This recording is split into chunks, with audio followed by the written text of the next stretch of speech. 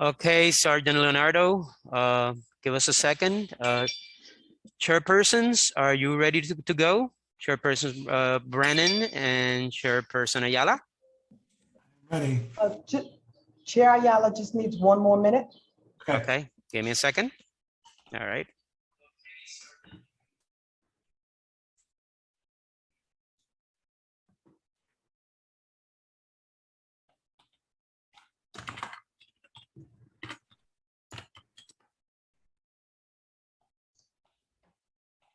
Okay, council members and Department of Social Services, we're going to be getting up and ready in just a few moments. We apologize for the delay. Happy Friday. But we should be getting going in just a moment, and thanks everyone for your patience.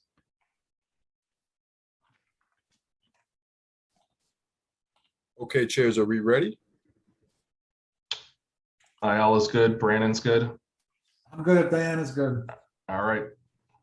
Okay, sergeants, can we please start the recordings?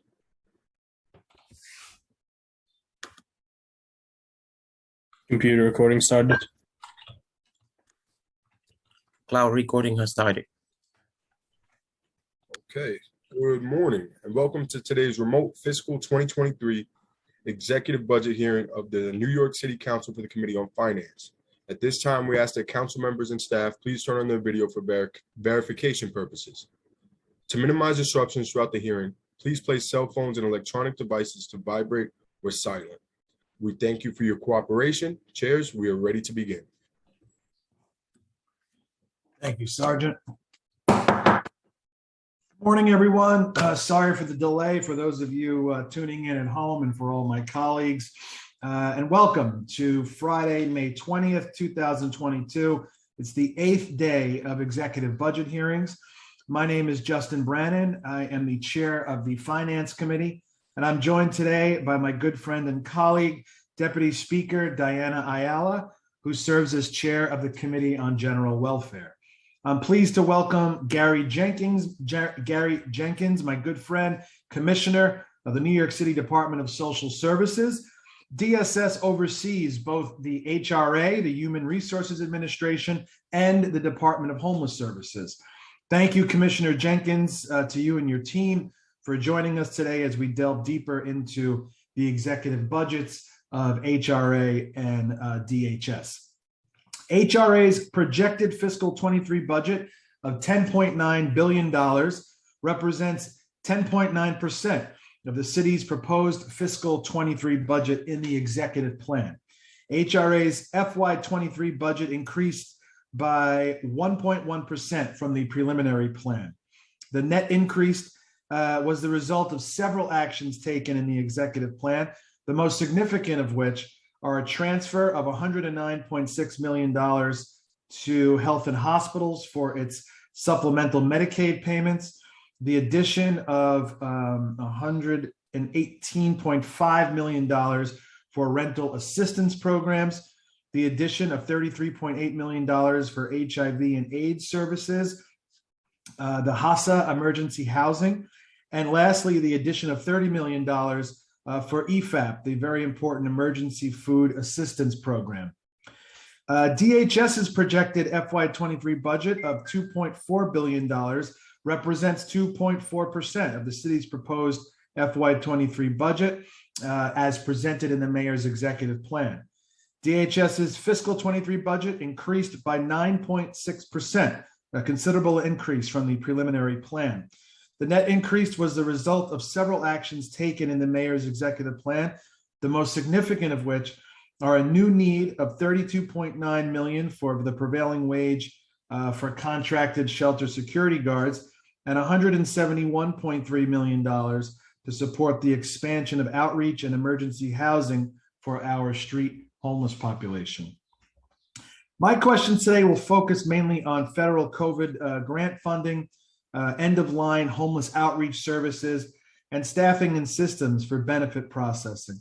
I want to thank Julia Haramis for her work on today's hearing, my special advisor, John Yedden, Malcolm Butehorn, our counsel, and all of the finance staff who work so hard behind the scenes.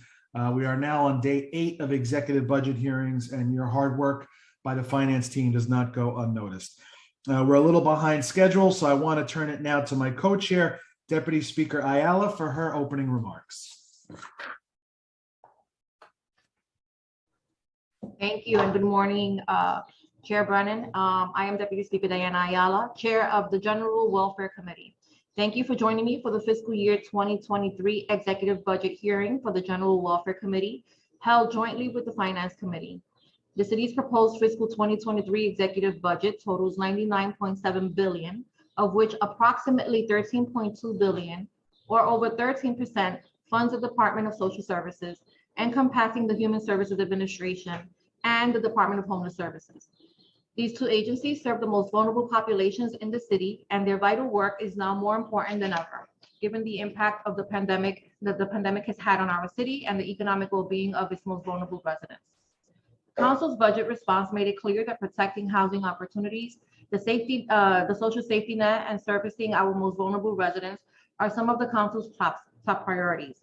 I am very glad to see that the administration added funding in the executive plan for several of the council's proposals, including for safe haven beds, stabilization beds, drop-in centers, and other support services for the street homeless population, as well as for the additional staff for supportive housing applications and placements.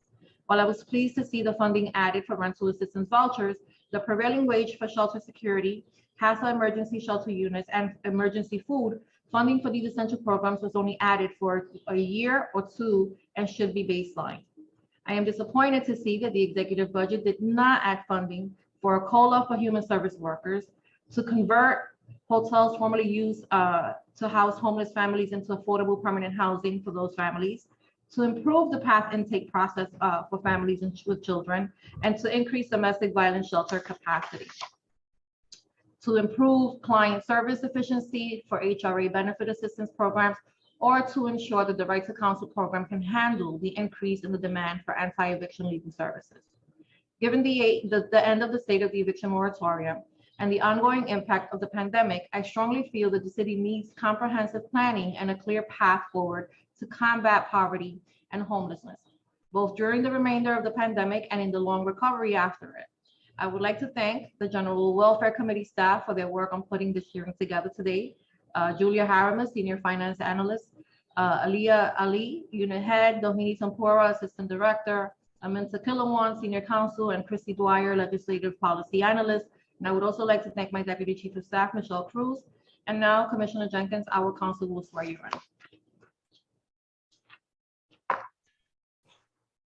Thank you, chairs.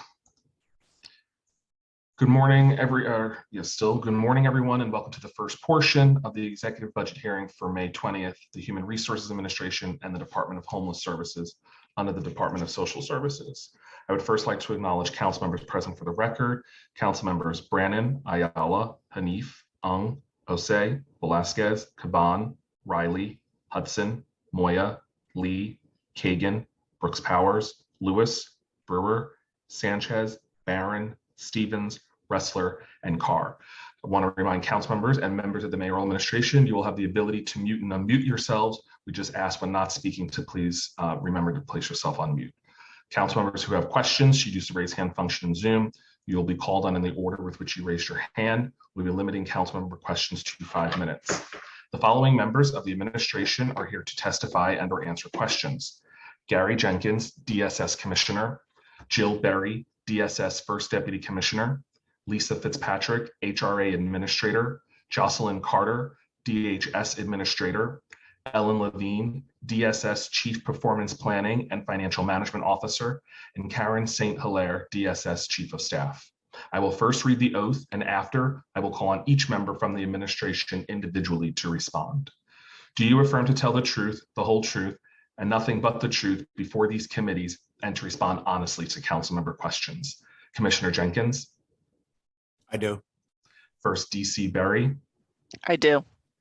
Administrator Fitzpatrick.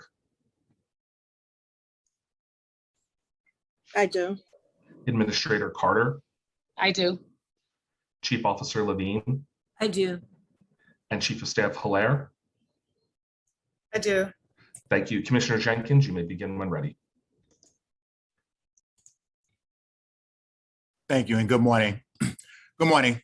I want to thank the Finance and General Welfare Committees and Chair Brennan and Deputy Speaker Ayala for holding today's hearing and giving us the opportunity to testify. We look forward to updating the committees on the Department of Social Services fiscal year 2023 executive budget and our work to support vulnerable New Yorkers. My name is Gary P. Jenkins, and I am the Commissioner of the New York City Department of Social Services, where I oversee the Human Resources Administration and the Department of Social Services. Joining me today, as stated, are DSS First Deputy Commissioner Jill Berry, HRA Administrator Lisa Fitzpatrick, DHS Administrator Jocelyn Carter, DSS Chief Performance Planning and Financial Management Officer Ella Levine, and DSS Chief of Staff Karen St. Hilaire. Today, we will update the committees on the DSS HRA DHS fiscal year 23 executive budget and highlight the many investments, several of which are historic in scope, and the Adams administration is making to uplift communities across the 5 boroughs. I am eager to return to discuss the concrete steps that this administration is taking in this executive budget to fight income inequality, poverty, and homelessness. As I've mentioned before, this work is deeply personal to me. I know firsthand the impact that our agency's programs have on our clients and families. We are often the safety net of the safety net for many vulnerable New Yorkers, and this budget ensures that we have the services needed to support them.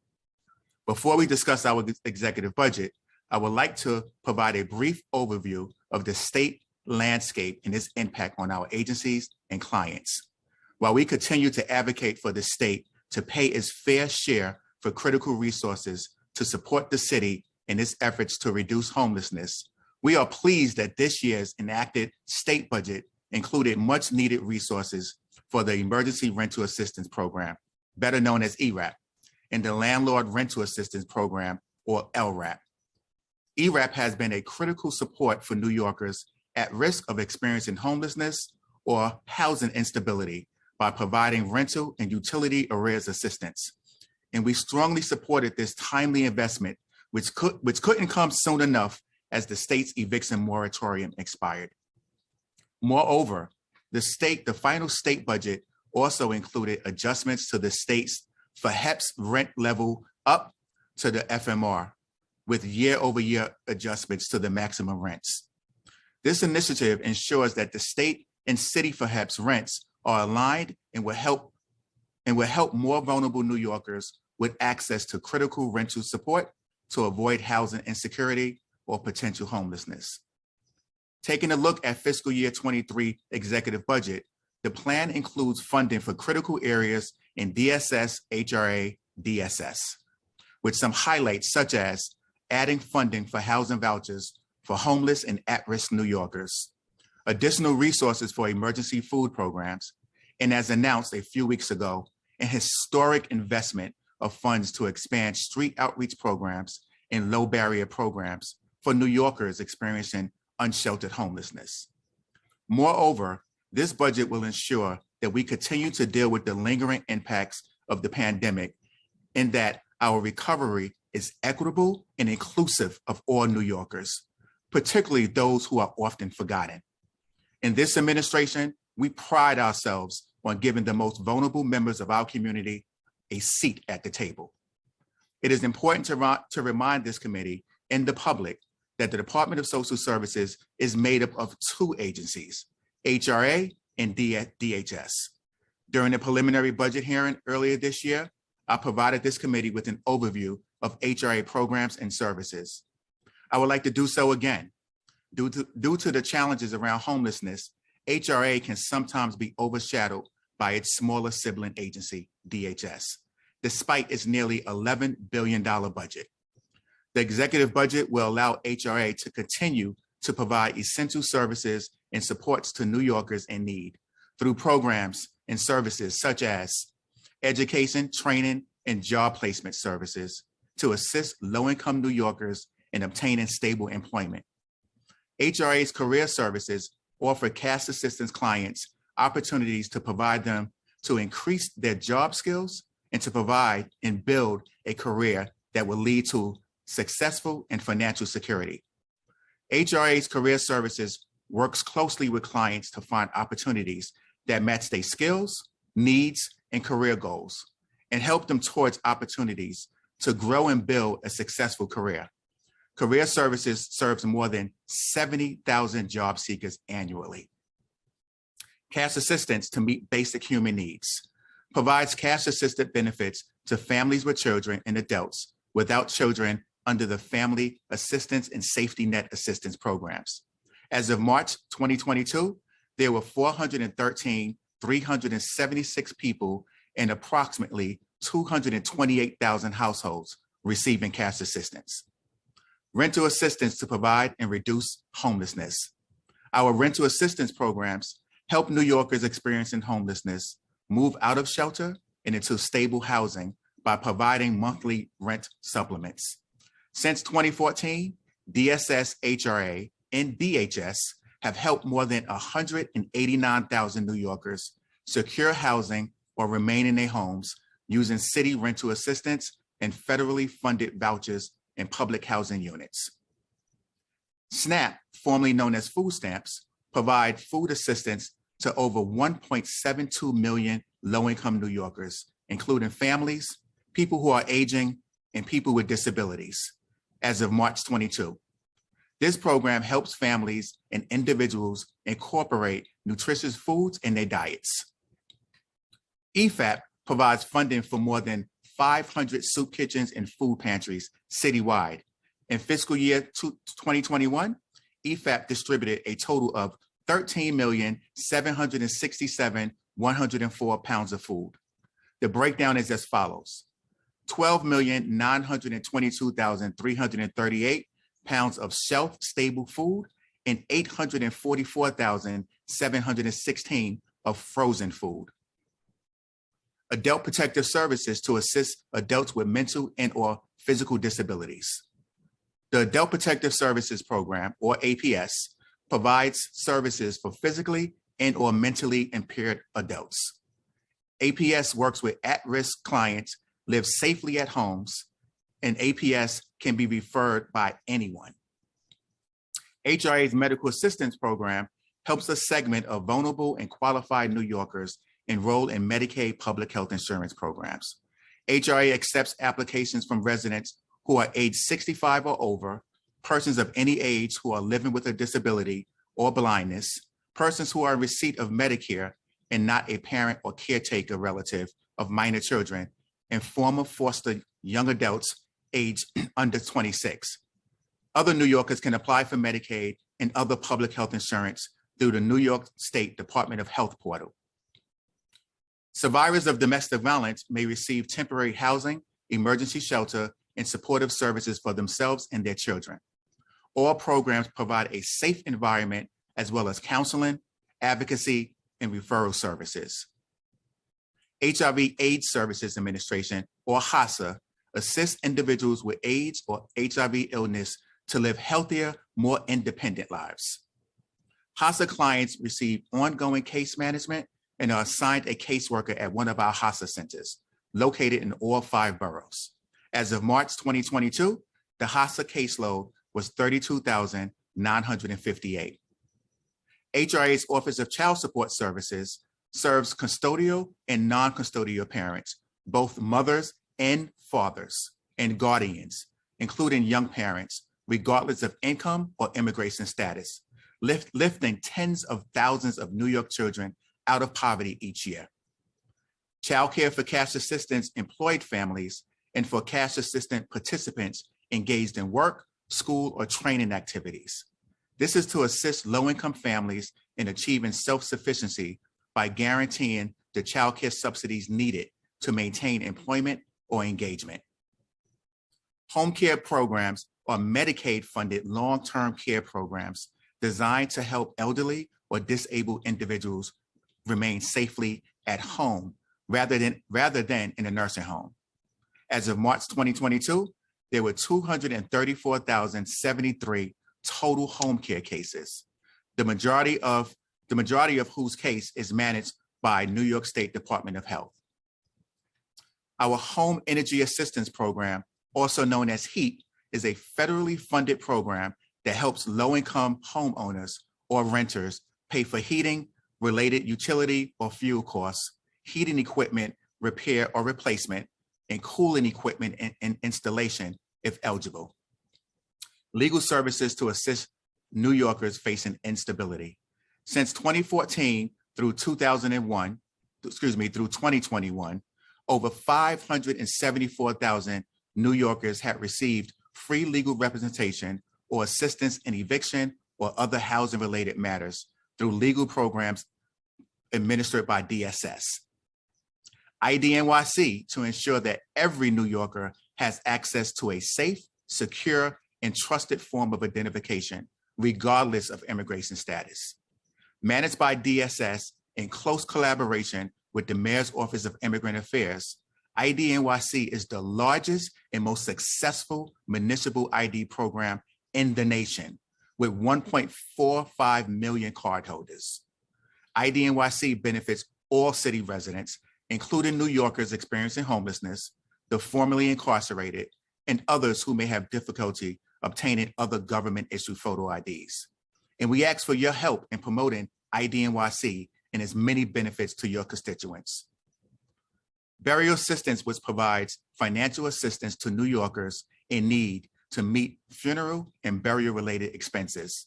And fair fares to provide low-income New Yorkers with assistance for transportation costs. With the Fair Fares NYC discount, participating New York City residents can receive a 50% discount on either subway or eligible bus fares or accessoride. There are approximately 270,000 individuals enrolled in the program.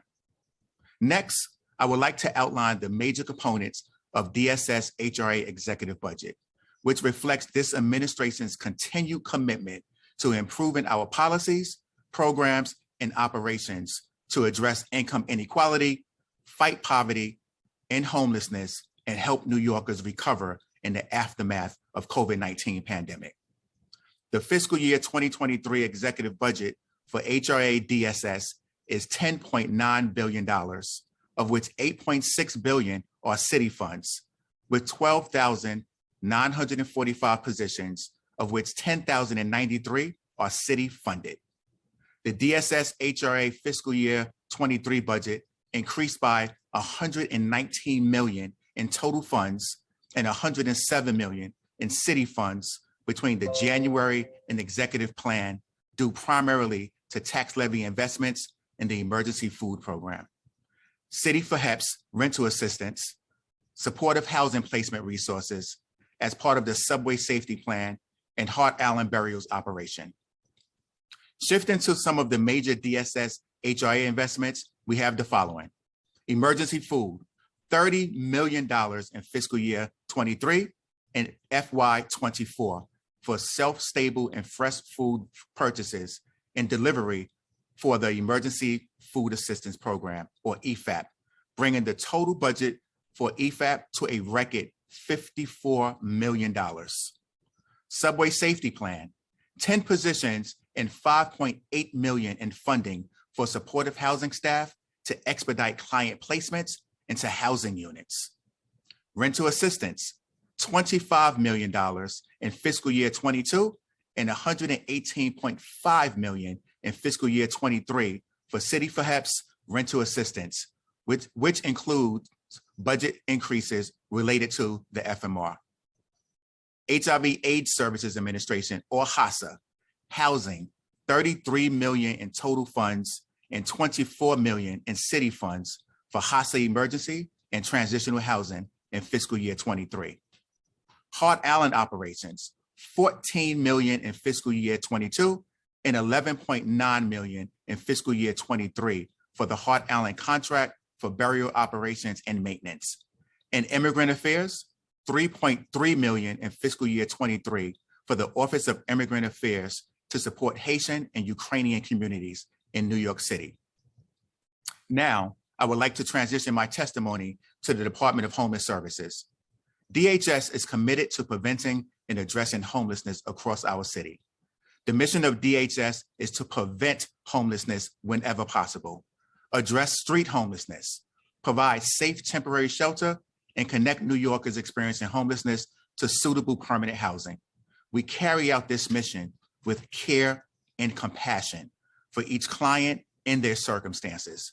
Moreover, our staff and providers employ many innovative strategies to help individuals who are in temporary shelter or are unsheltered to come in off the streets and to successfully transition to permanency. We also remain committed to meeting our legal and moral mandates to provide temporary emergency shelter at request to all eligible New Yorkers in need. Our staff and providers also help these individuals access a variety of social services, employment opportunities, work supports, public benefits, and housing, all to ensure a seamless transition back to independent living and stability. As we continue our discussion today, it is important to contextualize the environment in which we do this work. In recent years, New York City has seen significant decreases in affordable housing. In the decade between 2005 and 2015, household rents in New York City increased by 18.4%, while at the same time, incomes failed to keep pace, increasing by only 4.8%. Looking at affordable housing supply, between 1994 and 2012, the city suffered a net loss of about 150,000 rent-stabilized units. As a result, by 2015, the city had insufficient housing for millions of low-income New Yorkers.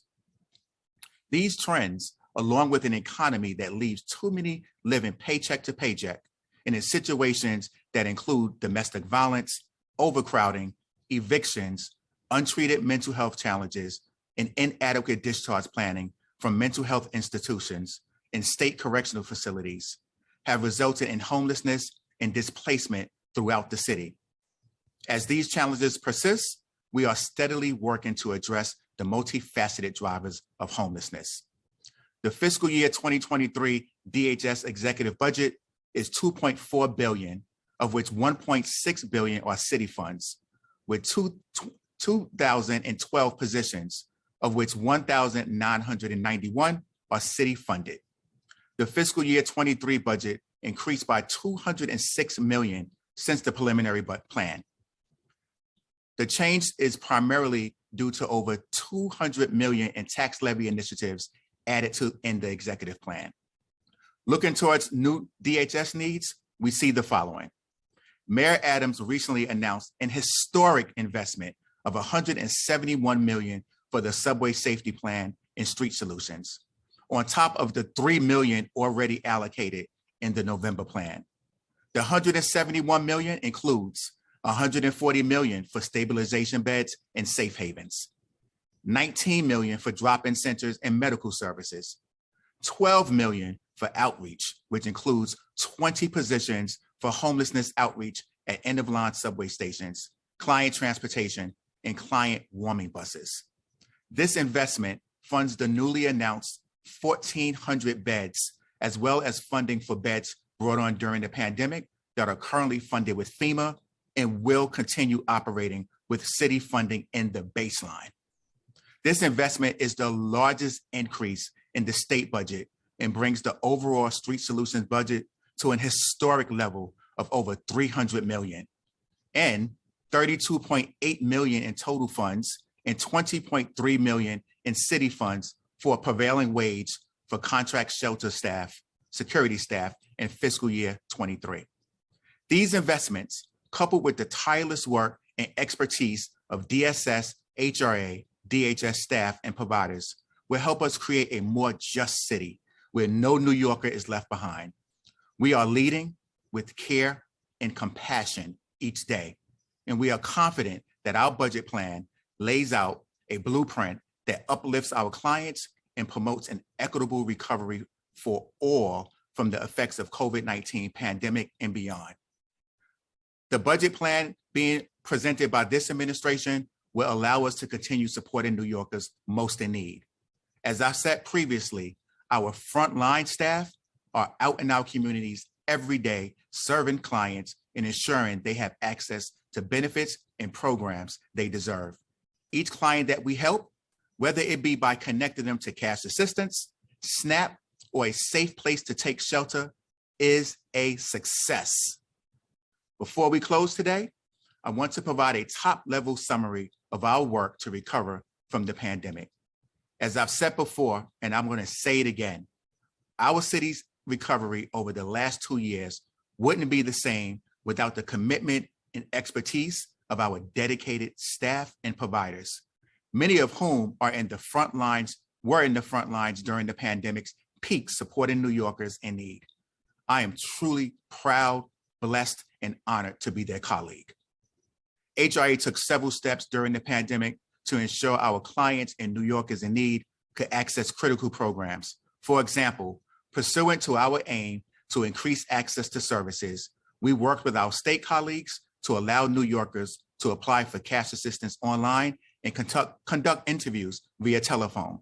Instead of needing a visit to a center during the pandemic, DSS HRA was able to stand up this system in a week's time, which was made possible by the successful blueprint our agencies built when pioneering remote SNAP access via Access HRA. Moreover, following the passage of a state law that we advocated for, this remote cash assistance application and recertification is now permanent, giving New Yorkers more access to critical resources. At DHS, we mobilized all of our effort and resources to ensure the lives of our clients and staff were safeguarded. At the pandemic's outset, we followed the science and advice of health experts to help protect our sheltered and unsheltered clients. And the data shows that our actions and strategies worked, helping save lives and limiting the spread of the virus. Among these strategies, we de-densified our dormitory locations and opened isolation spaces for clients who tested positive or were exposed to the virus. These steps, along with our testing, tracing, and vaccination efforts, have helped protect the health and safety of our clients. As we close today, I want to highlight several key takeaways from our presentation. The fiscal year 23 executive budget plan makes critical investments to support children, families, and individuals, with key programs like food support and rental assistance being funded and expanded in this plan. This budget makes unprecedented investments, unmatched by any prior administration, to help New Yorkers experiencing unsheltered homelessness come indoors through low barrier programs and supports. And lastly, we can't do this work alone. The homelessness has been a decades-long challenge, and we need every New Yorker to help us shoulder the fair share of the responsibility to help shelter our neighbors experiencing homelessness. I appreciate the opportunity to present on the administration's executive budget plan, and we look forward to an informed discussion. Thank you, and I welcome any questions that you have. Thank you, Commissioner. I appreciate that. I want to get right into it. I know you have a hard stop, and I got a lot of questions. Okay, so I want to talk about the federal grant spending, the COVID-19 grant spending, ARPA. So by the formula that was set forth in legislation, the city received approximately $5.8 billion in ARPA state and local funding. The funds are required to be spent or obligated by December 31st of 2024. So could you tell me, of the total amount allocated to the city, how much has been allocated to each HRA and DHS? Thank you, Chair, for your question, and an important question. I'm going to turn it over to the Chief Program Officer, Financial Officer, Ellen Levine, if we have that information available. If not, we would definitely get back to you with that. Yes, thank you, Chair, and thank you, Commissioner. I can provide you with what we have allocated in each agency by funding source. In DHS from fiscal years, this includes fiscal year 21. We have 1.6 billion in DHS. That's comprised of ARPA funding, COVID relief funding, FEMA funding for our emergency hotel and streets programming, ESG coronavirus grant, and a little bit of CDBG that was allocated to the city. In HRA, over the course of 21 through 25, we have 505 million allocated as of the executive plan for various programs. And thank you, Ellen. Can you tell us of that funding, how much of it has been spent so far? Well, for FY21, the current modified budget as of the close is 962 million in DHS. So at this point, it is either liquidated or a receivable for us. In FY22, which hasn't closed yet, our projection as of the executive budget is $587 million, and we expect to expend that entire amount. In HRA, the amount overall for FY22 is 250, a little above 250 million, and that is the projection for this year. Okay. And Chair, our goal and aim is not to leave any money on the table. Sure, I bet. Okay, so the federal relief funding that was used for baseline programs. So in the executive plan, there's a federal pandemic relief funding reflected for ongoing baseline programs for HRA and DHS in COVID budget codes. For HRA, a total of 28.8 million is reflected for EFAP and legal services. For DHS, a total of 19 million is reflected for street homeless programs. And OMB indicated at their preliminary budget hearing that they would work with the agencies to determine which initiatives currently funded with federal money will need to be funded in the out years. So does DSS plan to adjust the funding sources or the budget codes for these expenses in future financial plans?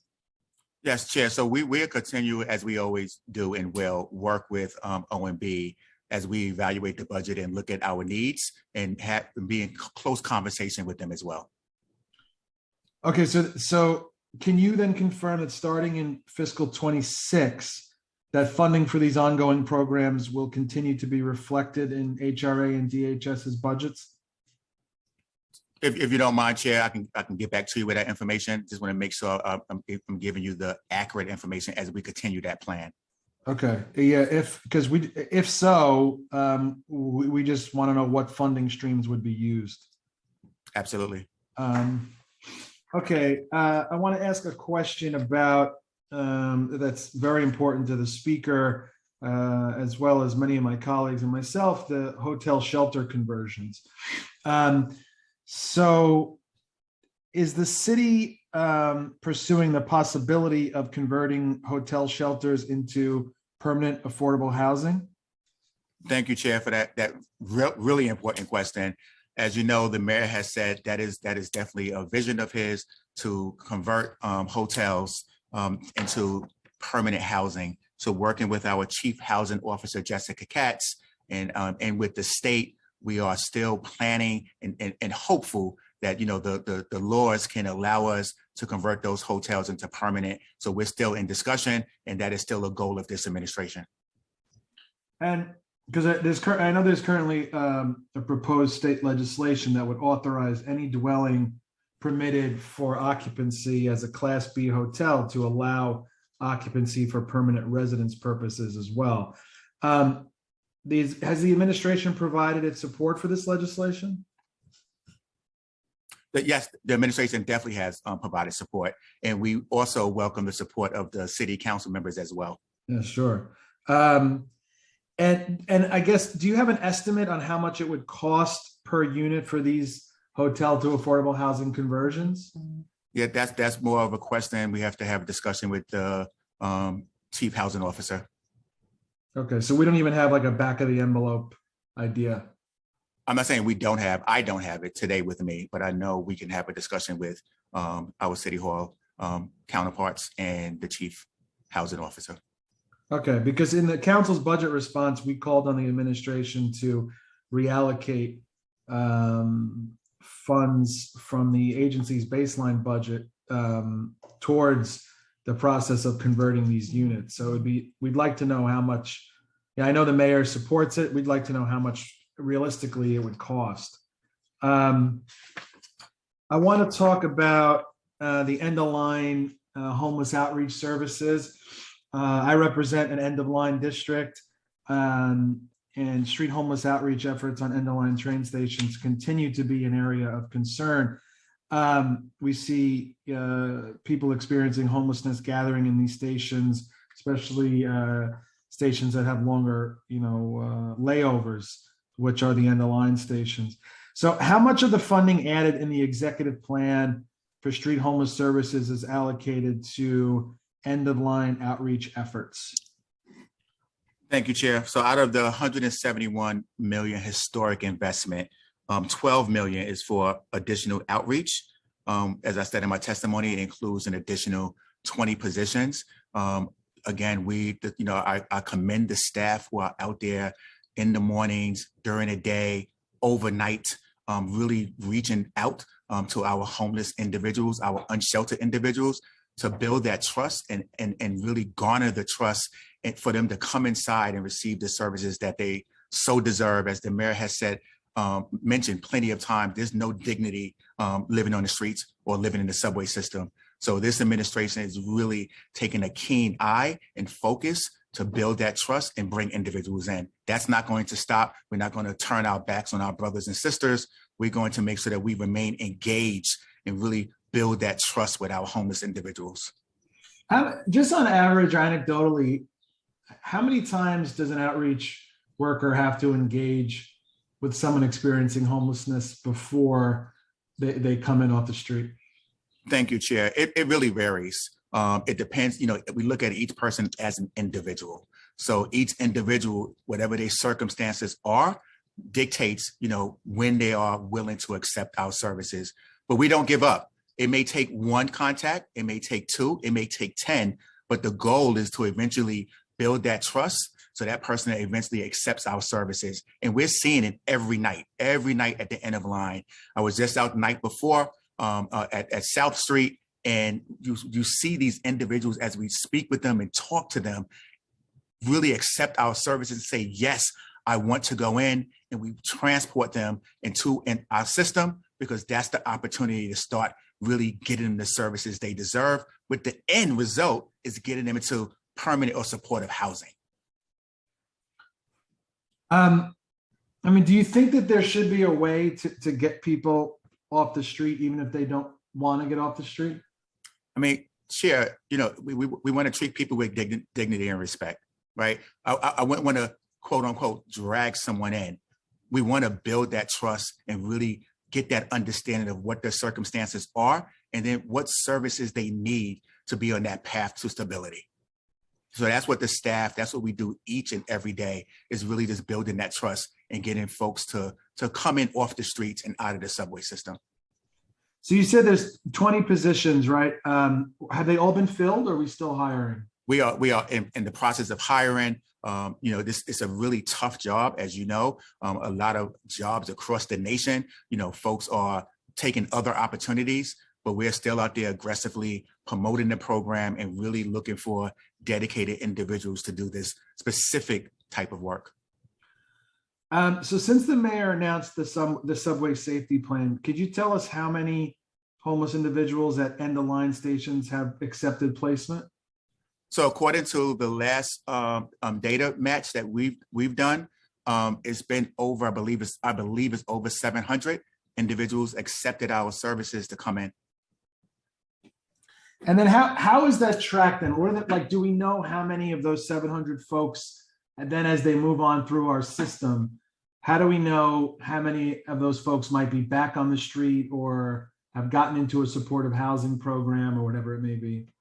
So I would say, Chair, our main focus and goal is, as I said earlier, is garnering that trust with them, because once they come in, we consider that a positive, because again, it gives us an opportunity to understand what their circumstances are, and it also provides an opportunity to give them the services that they deserve.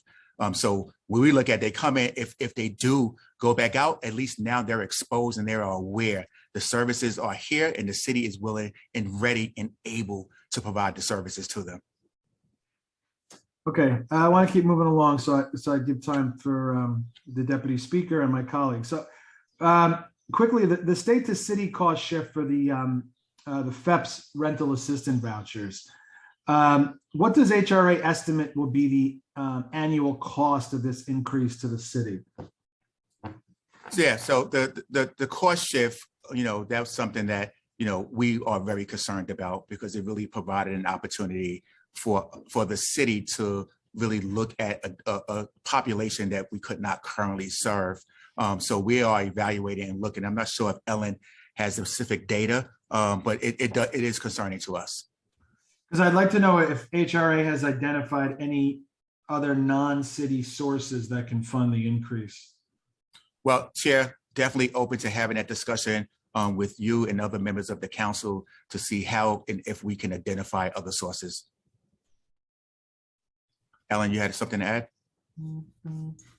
Certainly, Commissioner, thank you. The cost shift is actually not apparent in the current year or the coming few years, because what the state has required is that the city use the new funding for people not eligible for city funded or others funded rental assistance. Use that money. It was about 67 million allocated to the city in the last state budget. We have to use that money instead of state funds for the FMR increase. Therefore, there is no city tax levy cost shift currently. There could be in the far future. Do you know, Ellen, would you be able to tell us what the current number of households are using the FEPS vouchers? Well, this is state FEHAPs that this applies. So that's not a voucher program, it's a public assistance program, and there are about 10,000 families right now in the state FEHAPs program. Okay. Yeah, obviously we're concerned because the state budget didn't include the provision for any state funding to support this increase. So now it's on us, and we got to work together here. Chair, definitely looking forward to working together with you and others. Okay, last question, and then I'm going to kick it to Deputy Speaker. So just on staffing and systems for benefits processing, in our budget response, we called on the administration to ensure HRA has adequate staffing for the timely review and processing of public assistance benefits, supportive housing, rental vouchers. What is HRA doing to streamline this process just to improve timeliness? So, Chair, working with OMB and really pleased that we received authorization to hire our additional staff. So as I say, we have butts in seats in order to provide the critical services to New Yorkers who apply for us. So under, Administrator Fitzpatrick jurisdiction, we're working to look at how do we streamline our processes. With supportive housing, we're working with our sibling agencies, HPD, DOHMH, with our state oversight to look at the processes. What are the quote unquote rules, and which rules can we adjust to make that process a little easier and simpler for our clients to apply and be eligible for those programs. So we constantly are meeting with our sibling agencies, but we're also looking internally within our supportive housing to look at opportunities to streamline, but then look at opportunities. How do we cut down that timeline from when a person is eligible to when a person actually moves into a supportive housing unit? That's ongoing. Yeah, that's great. I mean, do you think it's a staffing issue? Are there technology or system upgrades that are necessary? Is it a little bit of both? We're looking at the entire landscape. So we're looking at the staffing. Again, we received the approval to hire additional staffing in supportive housing. We're looking at our automation because we recognize there are some manual processes in place. So the funding that was approved, we're going to upgrade and update our automation system. So that way it makes it easier for a client to eligibility to occur. So if we don't have to ask a client again for a particular document, it can just be a simple match. So through that automation, that is the expectation that's going to come out of that process. Yeah, I appreciate that. I mean, I think we talk a lot about building trust. It's the crux really of this work. And I think that people trusting in the system once we get them into the system is so important. And a lot of times if they're frustrated by bureaucracy, it's just as bad as them not feeling safe in a shelter if they feel they're getting the runaround. So that's important, and we want to partner with you there however we can. So I might have more later, but I'm going to kick it now to the General Welfare Chair, Deputy Speaker Ayala, for more questions. Thank you, Commissioner. Thank you, Chair.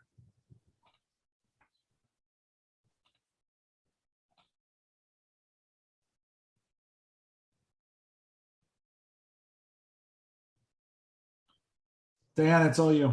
Okay, thank you. Good morning, everyone, again. So my first question is regarding the HRA's rental assistance budget proposal. So for the past several fiscal years, actual spending on rental assistance vouchers program has been considerably higher than the baseline budget. Starting in the fall of 2021, and this is related to what Councilmember Brennan was talking about, the city voucher rates were increased to match Section 8 levels. But at the preliminary budget, funding for the increase was only added for fiscal year 2022. In its budget response, the council called on HRA to adjust the baseline budget for rental assistance to a level that more accurately reflects the full need of the funding for the vouchers. Could you tell us how much of the funding will go towards the voucher rate increase and how much will go toward each of the different rental assistance programs? So thank you, Deputy Speaker, and thank you for that question. We are really excited that we received additional funding for our rental assistance program. But as always, and this is not a new process for us, we always remain in close, constant contact with OMB because we evaluate as we go along, evaluating the budget to ensure that proper funding is there. There's never been, and I've been with the agency for over 30 years, there was a lack of funding for rental assistance. That's definitely not going to occur with me being the commissioner for DSS. We're going to make sure that we stay in contact with OMB. We're going to make sure even before then that we closely monitor our spending and what's in the budget. So that's going to continue to occur. Ellen, I don't know if you want to give any specifics regarding, but if not, Deputy Speaker, again, we're going to closely monitor, and we've never had an issue where we did not have funding for rental assistance. Do you know how much, Commissioner, do you know how much of the executive, because the executive plan adds 25 million in fiscal year 22 and 118.5 million in fiscal year 2023. How is that funding broken down in regards to voucher rate increases and rental assistance programs? Ellen, you want to give a breakdown, please? We did not fund this with that level of specificity. Rather, it takes into account the gradual increase of rent levels due to the FMR. It doesn't happen all at once. So it's inclusive of both the ongoing costs as well as the rent increases that we expect to see. Is the number of vouchers infinite, or is do we have a set number of vouchers available for families? May I answer that question? Yes. We do not have a set number because eligible families in shelter and to a certain extent in the community are vouchered and eligible for the program without a quota of vouchers. So, Deputy Chair, we would never have a cap. If one is eligible for the subsidy, then they will receive that subsidy. And again, that's in close evaluation of our budget, and then working with OMB when needed. But that means that it also means that the budget will be fluctuating, throughout the year, which is fine. Listen, as long as the voucher program exists, I'm happy. Can you tell us what the actual expenditures have? Expenditures have continued to outpace the baseline budget for many years. Why wasn't a baseline increase for rental assistance added to the executive plan? So when we're preparing the budget and we're looking at our funds, we know that for this fiscal year, and we look at fiscal year 24. When I say this fiscal year 23 and 24, we ensure that we have the funding there. When we look at baseline, that comes with further discussion and working with the council, to be honest, just to determine how do we get those funds to be baseline. Okay, so you feel you have sufficient funding to meet the need? Well, we like, again, we're definitely going to work with OMB to ensure that we have sufficient funding. If there's a need, then we collaborate, we have a discussion, and we make sure that, you know, the funding is available for New Yorkers. Can you tell us how many shelter move-outs occurred in April with the city FEPS voucher? Or maybe March? In April, give me 1 second. Let me see if I have that here. Give me 1 second.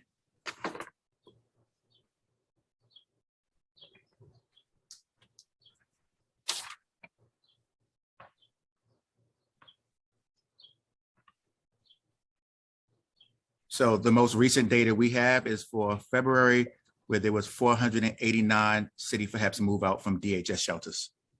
Okay, do you know what the number of applications is to date? To date, I have to get back to you on that. Thank you. Okay, so we're moving on to HASA. So for the past several fiscal years, actual spending on HASA SROs has been around 60 million, which is considerably higher than the baseline budget of 16.6 million. After the budget is adopted each fiscal year, the agency has been adding funding throughout the year to meet the actual need. In fiscal year 2022 only, HRA added 47.9 million. In its budget response, the council calls for the administration to add funding to the baseline budget for HASA SROs to reflect the full need more accurately. The executive plan adds 33.8 million in fiscal year 2023 only, bringing the budget for that year up to 50.4. Is HRA anticipating that actual expenditures for HASA will be lower than they have been in recent years, or is the agency planning to add more funding for fiscal year 2023 in a future financial plan? So again, Deputy Speaker, we are closely monitoring. You know, we do project, but if additional funding is needed for a particular program area for our most vulnerable, we have that conversation with OMB. But again, we don't anticipate that occurring, but we will be closely monitoring. Okay. The actual expenditures have exceeded 16.6 million baseline budget for many years. Why wasn't the additional funding added to the fiscal 2024 and in the outer years? Well, again, you know, we're definitely, as you can understand and respect, you know, the city is definitely in a fiscal crisis, but that's not going to take away from the services that we offer to our clients and benefits that they deserve. So again, if the need arises, we would have that conversation with OMB to ensure that we can continue to provide those services. Commissioner. In fiscal year 2023 preliminary budget, savings of 49 million in fiscal year 2023 and its outer years was reflected as part of DHS commitment to no longer shelter children with families in hotels, and DHS has testified at a preliminary budget hearing that no families with children are currently residing in hotels. The council has been alerted that DHS is still soliciting hotels to shelter individuals and families. Is DHS once again relying on hotels to shelter homeless families? And so how many families with children are currently housed in hotels? Thank you, Deputy Speaker, for that question. And I can say confidently that we do not have any children in commercial hotels. We recognize that was not the appropriate setting. And so to serve clients with children, we are not planning. That is not our attempt to repopulate commercial hotels with families with children. I'm not sure if Administrator Carter want to add on here, but I know we stand strong that is not our intent. Okay. Yes. Did you want to? No, Commissioner, I was going to support what you said. Absolutely, Deputy Speaker, we do not have families with children in hotels. Regarding the prevailing wages, in fiscal year 2022 adopted in the fiscal 2022 adopted budget plan, 40.5 million was added to DHS's budget for fiscal year 2022 only, pursuant to the legislative requirement to provide the prevailing wage for shelter security guards at DHS run shelters. In the budget response, the council called on the administration to add funding to the baseline budget to fully support the prevailing wage increase going forward. The executive plan adds 33.9 million in fiscal year 2023 only. Does DHS anticipate that they funded added will fully meet the need for fiscal year 2023? Deputy Speaker, we are going to meet the need of this requirement for prevailing wage. And again, we will work with OMB as needed, but I have not seen any indication at all in my conversations, in my evaluation of prevailing wage, that we won't be able to meet it. Okay. Does the agency anticipate being able to claim additional non-city funding sources to help fund this need? Well, again, if the need arises, I look forward to working with the council to identify funds and any ideas that you may have, and others. Welcome to those discussions.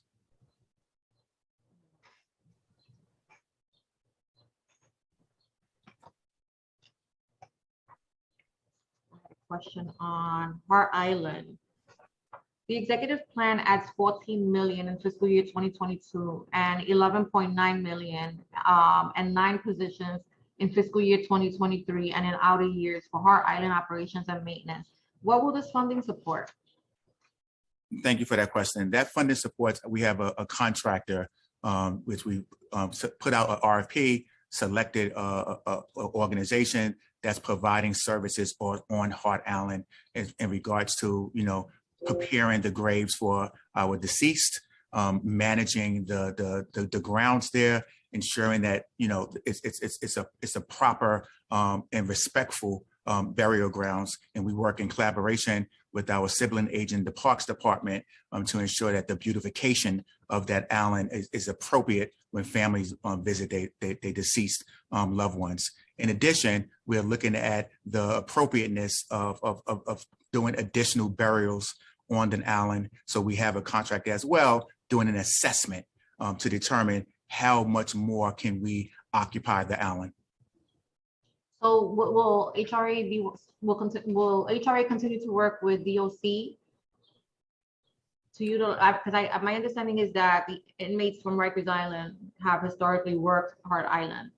How is that going to change? That relationship was discontinued last year, Deputy Speaker. Who has responsibility of the island is the Human Resources and Administration in conjunction with the New York City Parks Department. So we don't have a relationship. DOC does not have a relationship to the island any longer. So who's been maintaining the island since the relationship was dissolved? That is our contractor. That's responsible for the island. I really appreciate that. I've actually so many New Yorkers, have been buried there without, proper access for family members to go and visit. And this has been heartbreaking. So I'm really happy to be in a place where we are finally, making sure that happens, and that when families are in fact visiting, that, that there is attention being paid to the conditions of those grave sites, because people deserve to be buried with dignity, and their family members should feel that when they are in that space. I absolutely agree with you, Deputy Speaker. Just on a personal note, I have a brother who is buried there. So when I went to visit, it was deeply personal to me and for me. And want to make sure that families who go visit is visiting a place that really signifies the city cares in a dignified and respectful way. Yeah, I appreciate that. And I look forward to visiting soon. In regards to the Fair Fares program, the City Council has long been a champion of the Fair Fares program, and we are very pleased to see that it was baselined in the preliminary plan. We would like more details on the spending and the metrics of the program. What is the current number of active and enrolled clients? And what is the number of existing HRA clients who qualify for the program? So thank you, Deputy Speaker. We are really proud of the Fair Fares program as well, and want to thank the Speaker for City Council, and of course our Mayor Adams for ensuring that the funding was put into the budget for Fair Fares and actually baseline. So we're excited about that opportunity. We continue to do outreach to individuals that's known to us within our system, on cash assistance, on SNAP. We are working with ethnic media. We have a robust campaign that's in process right now through social media, working with MTA to ensure that individuals are aware that the Fair Fares program exists, and we're encouraging, members of the city council to also promote that program as they interact with your constituents who potentially could be our clients. So we continue to really be prideful of that program. As you have different events, we want to be out there in the communities, especially now that the weather is breaking and we have different street fairs. We want to be, our outreach team want to be involved and be in the communities highlighting Fair Fares in addition to IDNYC. I'm gonna hold you to that. Oh, no, definitely hold me to it. I want to be out there as well. So do we know what the number of active enrolled clients is? We do. Let me get that for you. Commissioner, I Yeah. can say it's 277,000 people are currently enrolled. Thank you, First Step. Okay. Do we know what the actual spending for fiscal year 22 has been so far?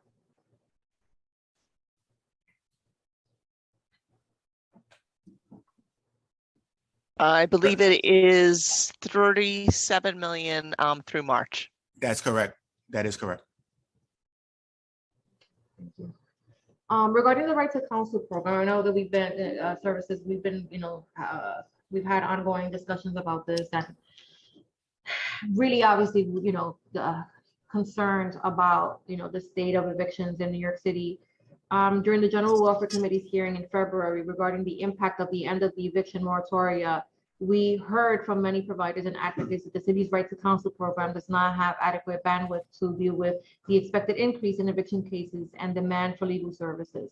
Since then, several contracted legal service providers have stopped taking on new cases because they're unable to keep up with the drastic increase in individuals seeking anti-eviction legal services.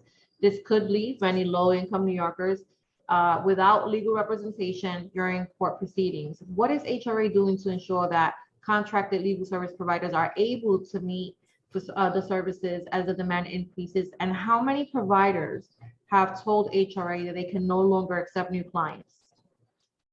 Thank you for that question, Deputy Speaker. We are really extremely proud of our Right to Counsel program, which is under the Office of Civil Justice within DSS. And we know that having legal representation for our clients, for low-income New Yorkers, only yield positive results when you have an attorney there to really understand the processes. That's a legal process. So working with our providers, understanding that they have challenges. As I said earlier, they're no different than the rest of the nation, any other employment sector, with keeping and retaining talent within their organizations. So we recognize that case management is a challenge for our providers. We're working closely with our legal providers, but we're also working closely with the Office of Court Administrations to ensure that when a case comes before a judge, that we have legal representation if they qualify.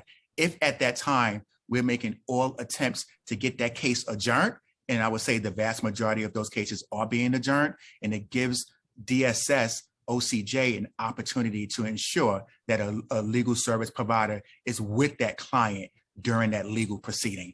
So we continue to work with OCJ, we continue to work with OCA, Office of Court Administration, and we continue to work with our clients in the Office of Court Administration to ensure that our clients have proper representation. So, working with the providers, we're ensuring that, hey, how do we meet the goal? How do we work with you in conjunction with the state OCA? That's occurring on a regular daily basis. And I say daily because we're in close contact with our providers, with the court. The court let us know which cases are coming up, and then we're working with our legal service providers to ensure that we can have representation for those clients. But then going a little deeper, we're looking at cases that should be discontinued because the rents are already paid, but cases are still on the books. How can we get those cases moved out so that way we can focus on the true cases that's needed? So for example, if a client applied for ERAP, we know those are built-in protections for that client. So we know until the state provides a decision on that case, no eviction is going to happen. So let's look at those cases and put those to the side so we can actually see what are genuine cases that we need to focus on to have legal representation. So we're doing that. And we're doing that, like I said, on a daily consistent basis, and just having that open communication with our legal service providers and with the Office of Court Administration. Happy to hear that. And I look forward to I'm sure that we'll be having, more discussions as we go along the way. Give me 1 second. All right, I have one question regarding the EFAP. I think this is the EFAP RFP. Well, actually, no, before I ask that, regarding the domestic violence shelter units. According to HRA's testimony during the oversight hearing held on November 29th, regarding its DV shelter system, 62 new tier 2 shelters were scheduled to open at the end of calendar year 2021, and 105 new tier 2 DV units were scheduled to open in fiscal year 2023. As noted in the PMMR, one of HRA's emergency DV shelters closed during fiscal 2021, resulting in the loss of 74 beds. How many of the planned tier 2 units have been opened? And if they are not all open, why not? And when will they open? So thank you for that question. We're working closely with our DV providers to ensure that those beds are online and available to domestic violence survivors. Looking at the report I have here, we're definitely on track with opening. I want to just be careful and not give you any misinformation, and be able to follow with you to let you know exactly what opened, and then what is planned to be open within the near term.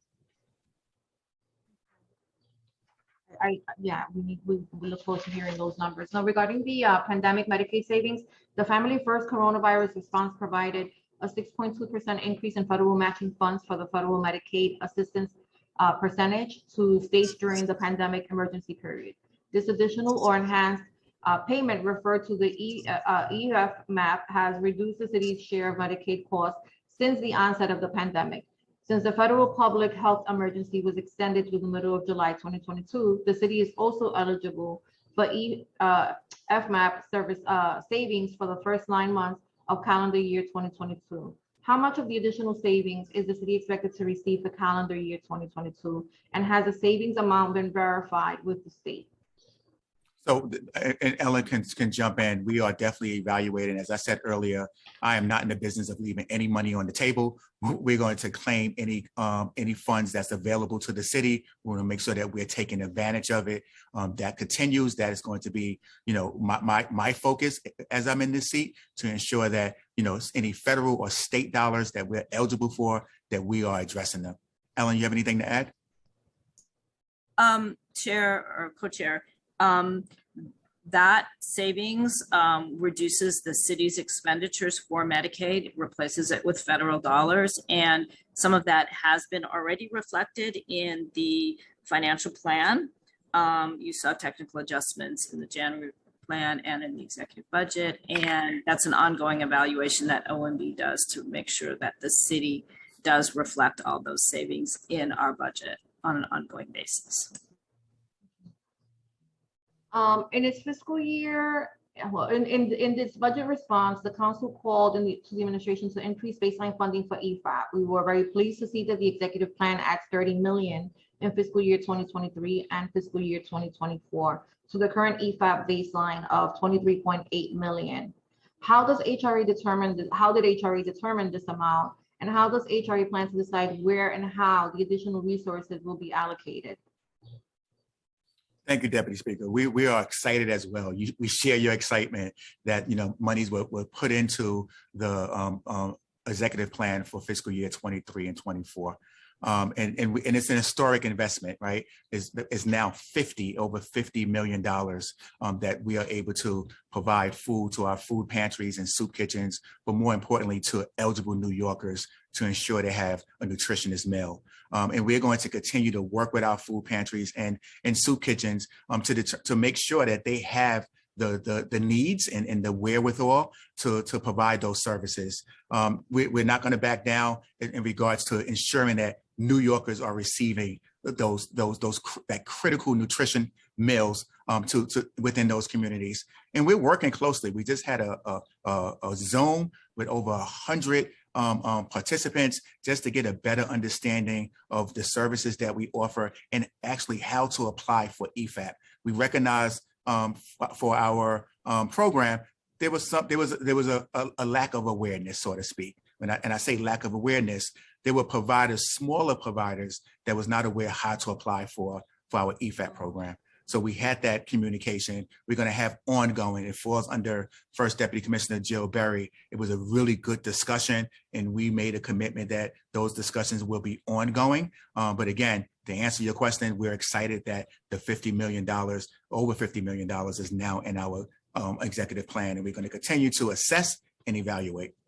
And do you consider that sufficient funding to incorporate some of the PFRED, benefits of fresh, vegetables that are, being incorporated into the packages that families are receiving? Because those packages were really, popular, I know, in my district, and the product was very, was really good.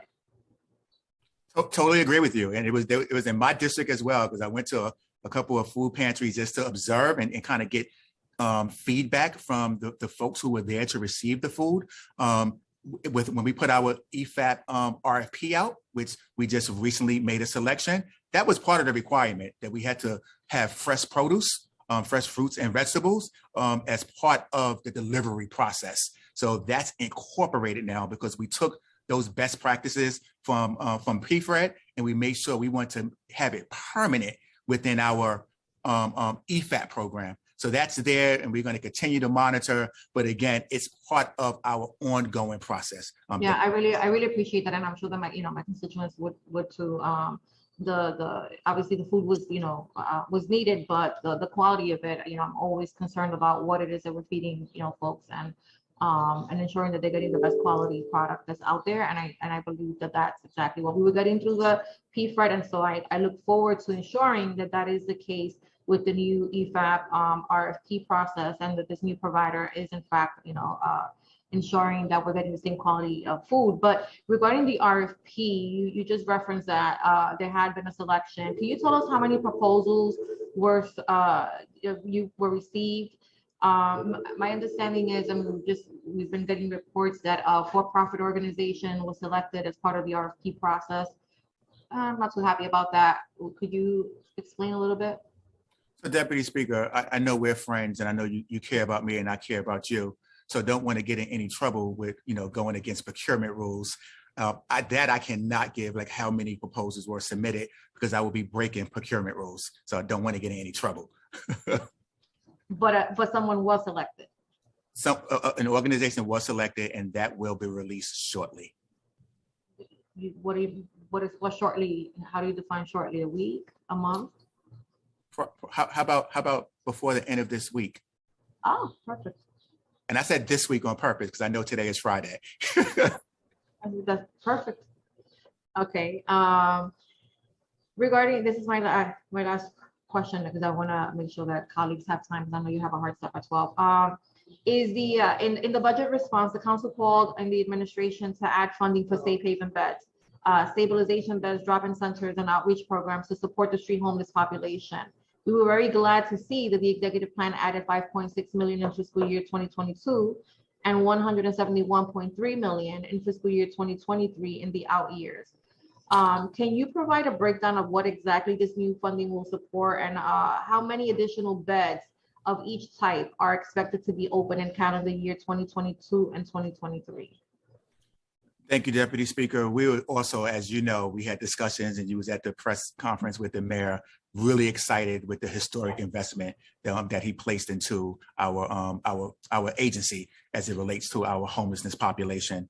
So again, out of the 171 million historic investment, 140 million for dedicated to safe havens and stabilization beds, 19 million for drop-in center and medical services, and then the 12 million, as I said earlier, is for outreach, which includes the 20 positions for outreach at end-of-line stations.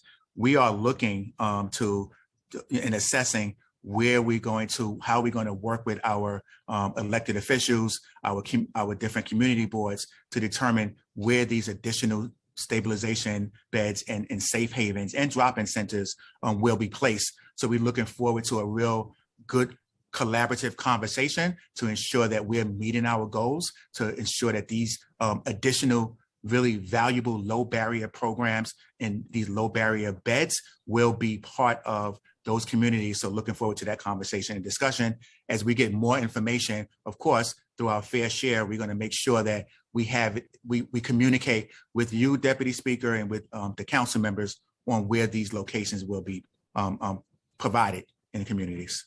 Okay. Do we know how many additional beds are expected to open in calendar year 22?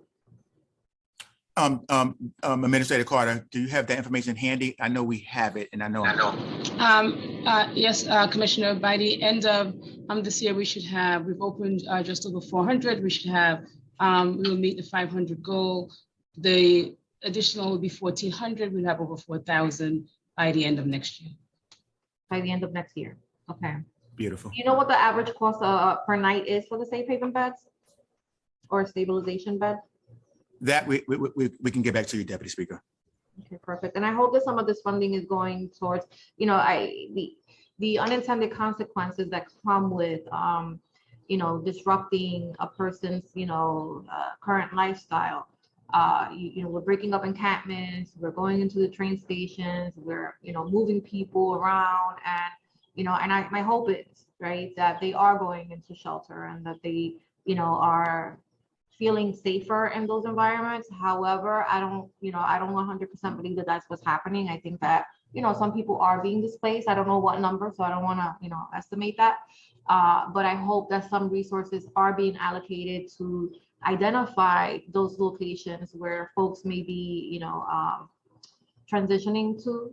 We saw that a lot of that was happening within the public housing developments, where we, for the first time, you know, we're seeing photographic evidence of individuals with full beds, you know, in the hallway areas of the housing developments. And, you know, while I'm sure that the residents are very sensitive to the needs of, you know, of these individuals, they, you know, they're also, you know, they're having challenges, right? They're struggling with what is happening and the degree to which it's occurring. So I say this also, you know, when we're addressing the opioid crisis, is that a lot of the attention goes towards the treatment, and not enough of the attention goes into the impact on the larger community. And there is an impact on the larger community. And, you know, we need to, in order to really truly address these issues, we need to anticipate and have a plan for what may come as a result of the work that we're trying to do. So I hope that, you know, some of these resources are going there as well. I thank you for your testimony today, and I am going to pass it over to staff to call on council members. Thank you, chairs. And we've also been joined by council members Williams and Powers. I'm going to remind council members to use the Zoom raise hand function, and I'll call on you in the order with which they were raised. Council member questions are limited to 5 minutes. The order for questions is Barron, Osei, Brooks Powers, Caban, and Sanchez.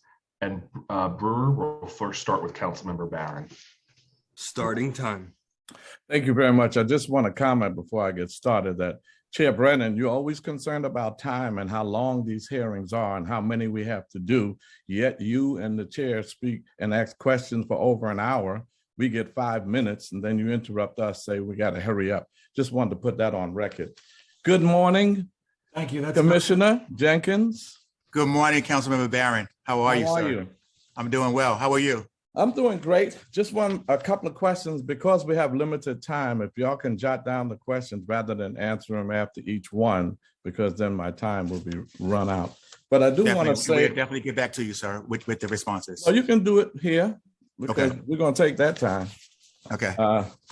Anyway, you know, my concern about the homeless situation, we live in a capitalist economy, a greedy capitalist economy that privatizes a lot of services and uses government money for nonprofits, not so much not-for-profit, but nonprofit organizations. They make millions off of our misery and homelessness. But this capitalist economy is causing greed to take precedence over need. By the way, your mayor loves capitalism. But anyway, that's another topic. It prioritizes greed over need.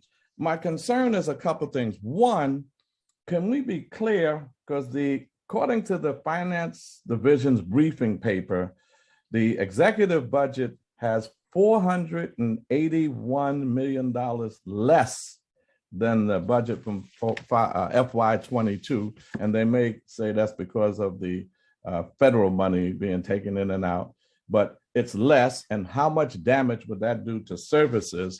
Secondly, what is the number of homeless? I hear all kinds of numbers, you know, those in the street, those in the shelters, those wherever they are. What is the total amount of people in homeless situations? And then the removal of the, oh, and by the way, are you sitting with the mayor to make sure when his commitment to building more affordable housing that we have a higher mandatory number for permanent housing for the homeless? Because if we get up to 30% in 10 years, we might be able to, 5-10 years, we might be able to really reduce homelessness tremendously. The removal of the encampments was cruel. It was cruel. I think it was for Wall Street, some of his financial buddies, so that New York City would look better as an investment than to have all of that. But this was private property of people who are severely homeless, and they're not going into the safe haven stabilized beds. A lot of them are not going to do that. So I think that was cruel. The Department of Homeless Services continually violates the Fair Share Act. We are oversaturated in East New York and Brownsville, and it continues to happen. They continue to build more shelters regardless of what we say, the Fair Share Act. And plus, what's the services for the homeless? I know you list them, they sound good on paper, but they're not working in reality. In practice, in many homeless shelters, particularly the mental health services, they're having problems like in some of the NYCC developments. The homeless population is in public housing and it's causing conflicts. How are they building their skills, dealing with their emotional needs and all of that? I think that has not been successful. And then groups like Samaritan Village, they have $100 to $250 million in revenue. They're almost like nonprofit poverty pimps off our misery, and they have all of this stuff they claim they're doing. And I know for a fact, because in some of them are in my community, many, because we are oversaturated, and they're just not providing the services that they say that they are. And then finally, I want to say a compliment. I know you're glad to hear that. I have to compliment the agency in my community. There was a homeless shelter, for family homeless shelter on Flatlands, 96 families. They wanted to move them out and spread them all over the place, all over the city, and have a women's shelter taken out of the hotel and put there. We said, no, we don't want to separate the families like that.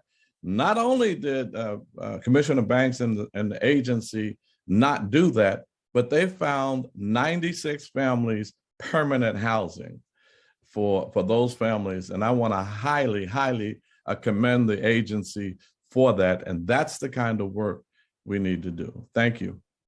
You're welcome, council member, and thank you for your questions. And I'm going to start off with thank you for your compliment on the agency, and that is the goal, right? Is to move our brothers and sisters into permanent housing that they're eligible for. So that is the goal that I'm going to continue on as the commissioner for DSS.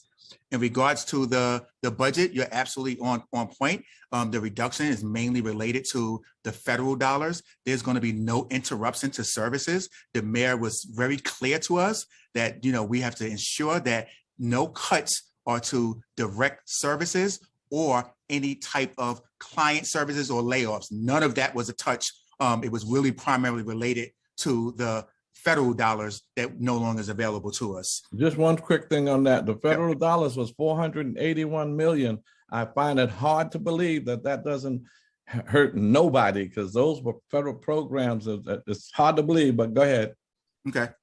In regards to the fair share, absolutely agree with you. The mayor has already directed us to look at our portfolio to see where there's oversaturation, to see where there's undersaturation. We are evaluating that. I am taking that in consideration because as you know, Councilmember, this is a right to shelter city. If we don't provide shelter to our homeless brothers and sisters, then that put Commissioner Jenkins in trouble. I don't want to go to jail. I want to continue to be out here getting the work done on behalf of New Yorkers. So really looking forward to working with the council and all electeds to say, yes, if there's oversaturation, the mayor said, look at that. That should be a consideration. I'm going to keep going because I heard the say the time is up.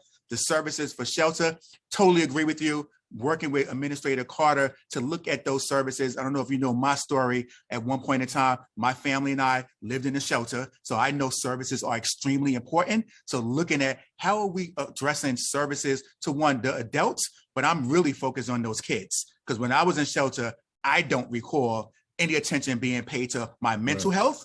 So really drilling down to say our families who are predominantly people of color, they deserve those services. So working with our providers, and I have to say, overall, our providers are good providers, council member. I've been meeting with them and drilling down and asking those tough questions. I'm going to continue doing that, but they really do provide great services. Is there room for improvement? Absolutely. There's always room.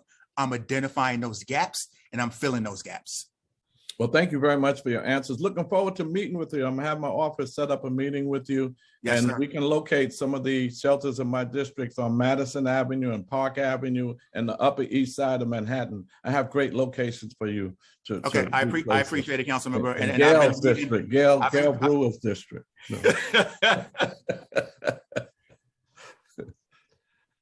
Thank you. And next we'll call on Councilmember Osei. Starting time. Thank you so much. And good morning, everyone. Good morning, Commissioner. Morning, nice sir. to see you always. I have a couple quick questions. The first one I have is, a lot of the sentiments that I hear from our unsheltered advocates and even those that are in the shelter system is that, they are a little hesitant to going into shelters, especially, those that are male and homeless because of the congregate settings within the shelters and how that can sometimes create dangerous situations. So I wanted to ask, is there any money in this budget for DHS, if any, that's going towards retrofitting some shelters that we have into making them less congregate and more, single rooms for individuals that are a little hesitant in going into the shelters because of sometimes the dangerous congregate settings? Thank you, Councilman, for that question. Yes, so as I mentioned earlier, the mayor made the historic investment of over $170 million. We're looking at creating and building more stabilization and more safe havens. We recognize some specific settings is more conducive to our homeless individuals because I'm looking at them as individuals and not as a whole. Our traditional dormitory style settings may not be conducive for some.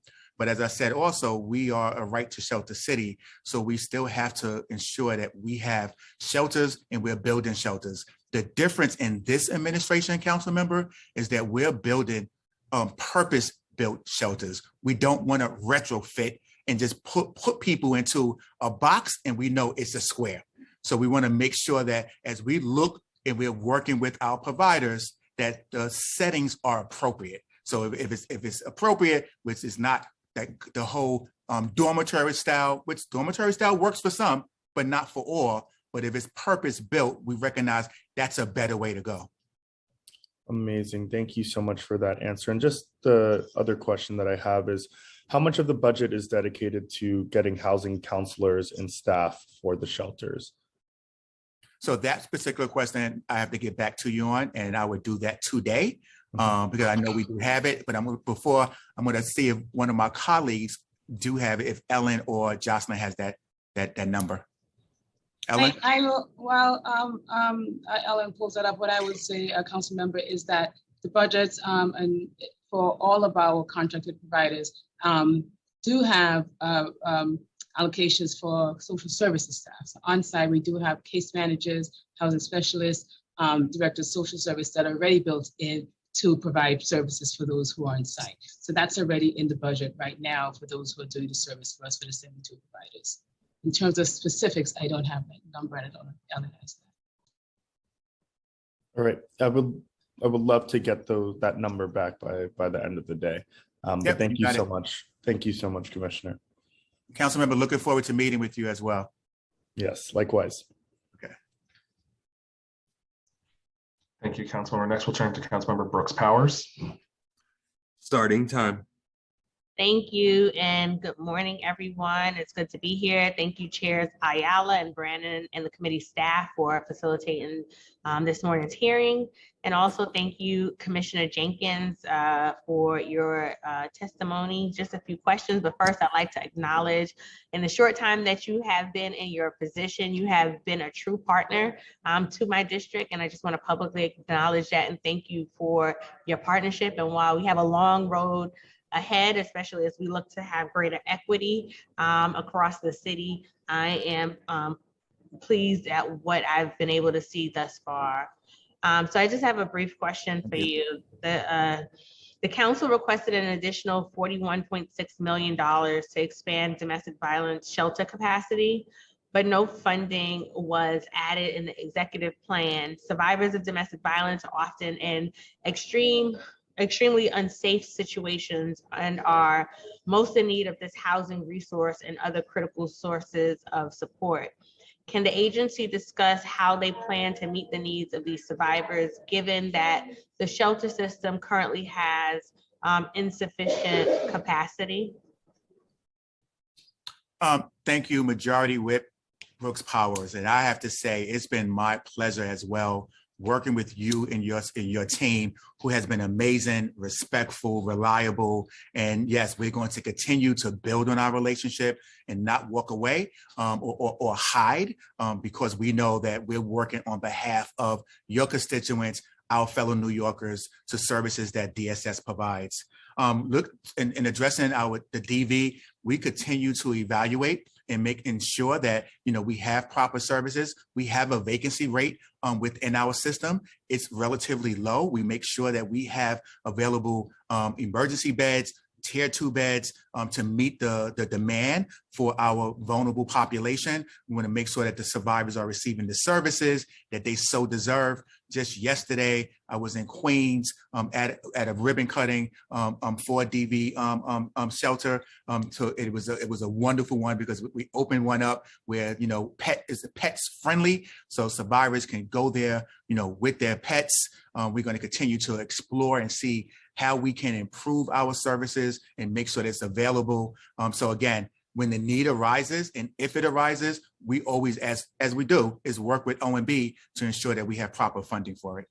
And does DSS work also with like some of the community-based organization like the Safe Horizons? And is there a level of coordination with the mayor's office to end gender-based violence as well, around meeting the need for domestic violence survivors?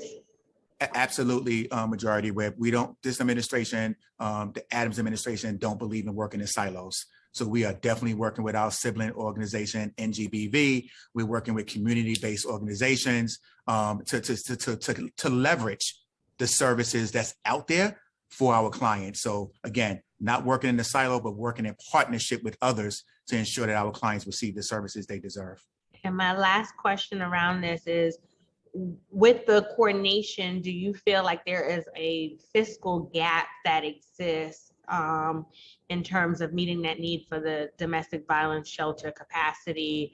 And how are you offsetting that? Do you get the data from them? Like, what does that coordination look like to ensure that fiscally that the city is in a good place to address the housing need for this population? Myself and my agency work closely with Commissioner Noel over NGBV. We are in close communication. We're in close contact. We are doing an assessment and evaluation. When the need arises, if we need to go jointly to OMB, we will. But again, just having that open communication and not working in those silos to make sure that we have available funding and services. And when we identify new services, we're going to, have that conversation, and if needed, work with OMB as well. This is a really good administration, and I'm not just saying that because I'm in it. I see the difference. I see the collaboration, and we're going to continue in that path. Thank you so much. No more questions, chairs. Thank you, Councilmember. And next we'll turn to, I'm not seeing Councilmember Cabanon. We will turn to Councilmember Sanchez. Starting time. Good morning. Hi, Commissioner, and hi, everybody. Thank you so much for participating in this hearing today. So I first just want to, sort of piggyback on some of the comments and echo some of the comments that Councilmember Barron made about fair share, about looking for opportunities. I am one that has gone to bat for DSS and DHS in my community, and I'll continue to do that because I believe that we need to, make as many of these beds available, build as much housing available as we can, but there is an oversaturation in the West Bronx of shelters and beds, and so just want to offer partnership on that in the same way that Councilmember Barron did. So on a related note, I wanted to ask about executive compensation at shelter operators. There's been a lot of news stories about excessive, exorbitant salaries of executives that they're making at the contracted DHS shelter providers. So how does DHS justify these high salaries for shelter operators? Are there any controls in the contracting process that DHS includes? Thank you, Councilmember, for that excellent question, and appreciate your offer to continue to work with us as we look and have to build shelters for our unsheltered population. So really appreciate your partnership and looking forward to continuing our relationship and conversations around that matter. In regards to executive compensation, working with Ms. Lander from the mayor's office to ensure that we have proper oversight. But even before we go outside, I want to be accountable as the commissioner for DSS to ensure that we are evaluating our contracts, that we're doing our own internal auditing to ensure that, folks are adhering to the contract. And I have to say again, for the vast majority of our providers are doing the right thing. And when we identify, through our audits that someone is going off the rail, we have our corrective action plan. We sit down with those providers because our providers they really come into this business because they want to help. That is the approach that I'm looking at. But also recognizing that there are some providers that we have to pay close attention to when we identify concerns. I'm so sorry, Commissioner, just because time is limited, but are there specific guidelines on salary or executive compensation that the agency imposes? So we're working on a universal guideline with Ms. Lander, so that way we can have an understanding across the board and the providers will understand it as well. Okay, thank you. Thank you so much, Commissioner. And then my second question is about the implementation of Local Law 53, which passed in last year's, at the very end of last year and went into effect in November of last year, which required for the city to work with non-for-profit organizations on the ground on tenant outreach and education.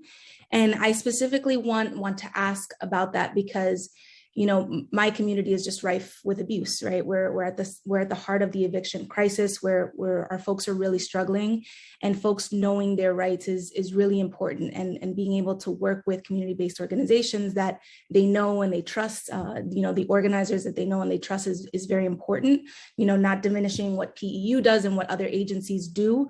What is the status of the implementation of Local Law 53 as intended, right? To work with community-based organizations on the ground. And specifically, I understand that last year there were some funds earmarked to the tune of $3 million for these organizations to receive support from the city for this work. So what is the status of those funds, and what are the administration's plans to work with local community-based organizations on tenant outreach? Thank you. You got some good questions, Council Member. Appreciate those, and they're very important.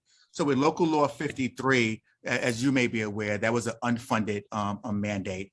It's not fully implemented as of yet, but as I've been in this seat going into the 6th month, looking into how we can make sure that it is fully implemented.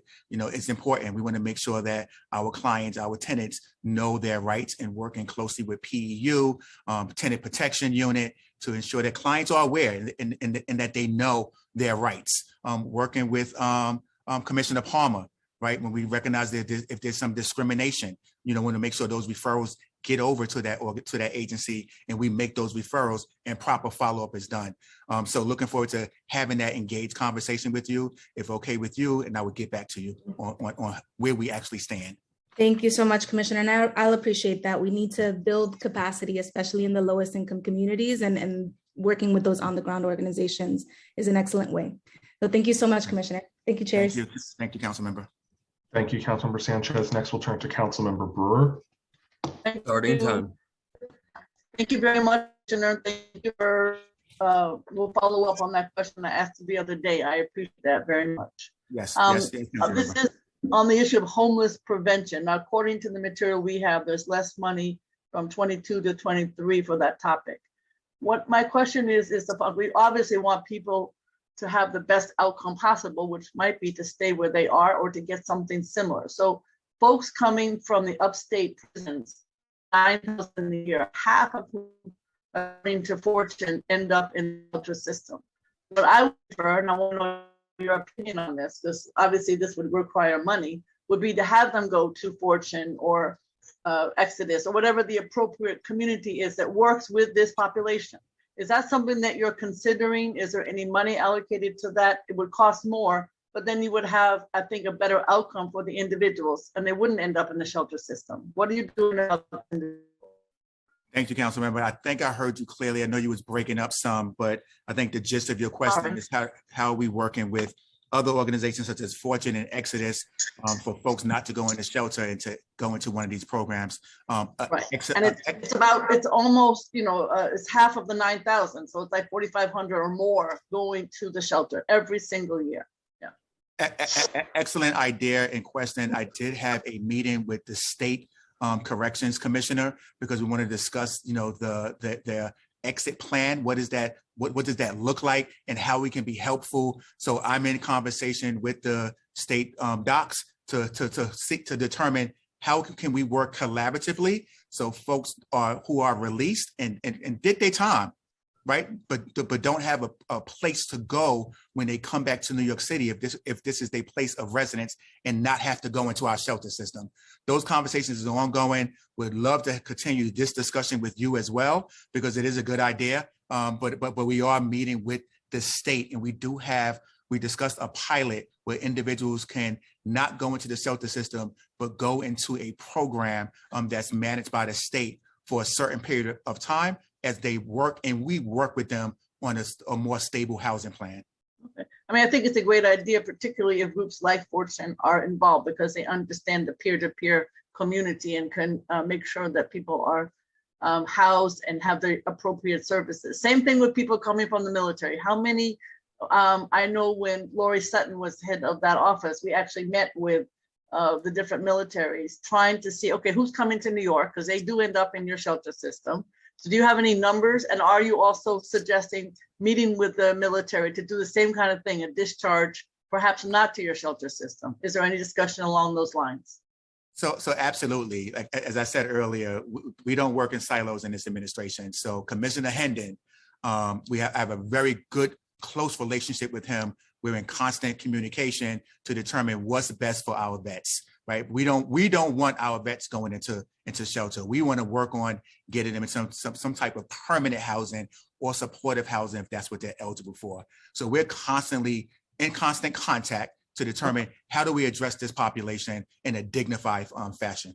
I think it's good. I hope he's doing that so we can ask him. And it's good to talk to him, what's actually happening. Yep. And then the other question I have is, over time, this is 40-year discussion. When you have a temporary bed, you have some city, some state, and some federal money. When you have a permanent bed, it's usually your money, it's city money.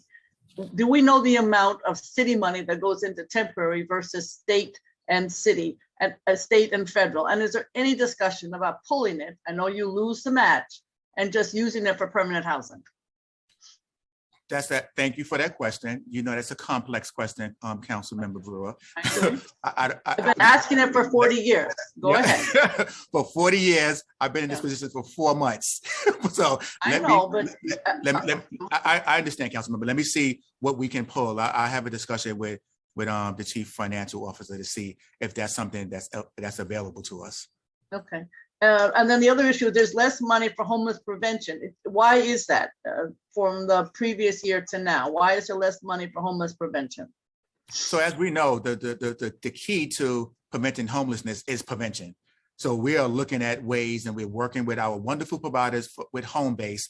I can say that I'm looking to see how we can expand home base, but again, working with our chief housing officer as we develop a plan, and come up with these ideas and not work in silos, and meeting with various providers and meeting with, people with real lived experience. We want to make sure we come up with a comprehensive plan. So we're looking at prevention and how we could really pay attention to that, because prevention is the key from homelessness. Time expired. Okay, one other question. In other words, do you pay in other words, when people can't pay their rent, I know about one-shots. I'm really good at one-shots. They don't work for everybody.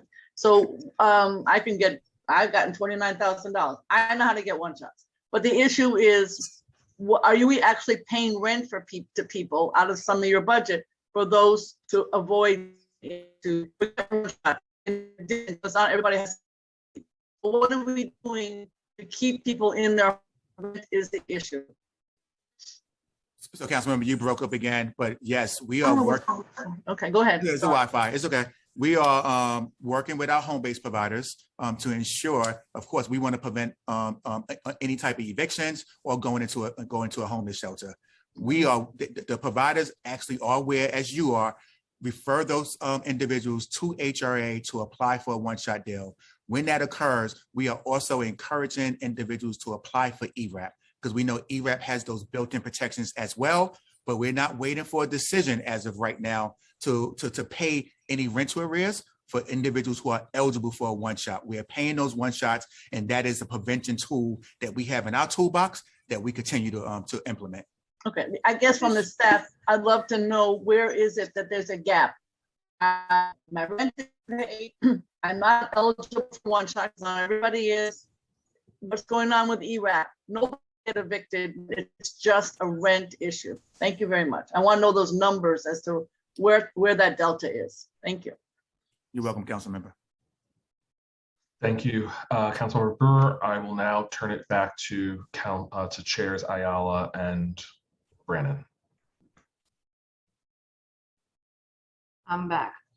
Okay, I have a few more questions, but regarding the home-based program, do we know how many people are applying for one-shot deals through home-based, and how many have been declined? Deputy Speaker, we don't have that information today, but we would get back to you. So we're taking notes, and we would make sure that information get back to you. Yeah, I think one of the biggest complaints that I get from people that are going to the home-based program, I guess, is that if the arrears are too significant, then they pretty much are putting it on the responsibility on the renter to kind of go out and try to get funding from a host of other resources like Catholic Charities or other groups that maybe give 500 here, 1,000 there, which it's time consuming and just pretty annoying, right? So I think it's cheaper to just pay the arrears than having to pay for a person in shelter, which is pretty costly. But I look forward to those numbers. May I respond, Deputy Speaker? Yeah, I we want to make sure that we're being responsible with city dollars. We want to make sure that we're the last resort, right? Because we know that city dollars and state dollars are precious funds. So if there are other means to assist with paying rental arrears, we want to make sure that individuals explore those options. But again, the end result is, as the city agency, we do not want anyone to be evicted from their home and potentially become homeless.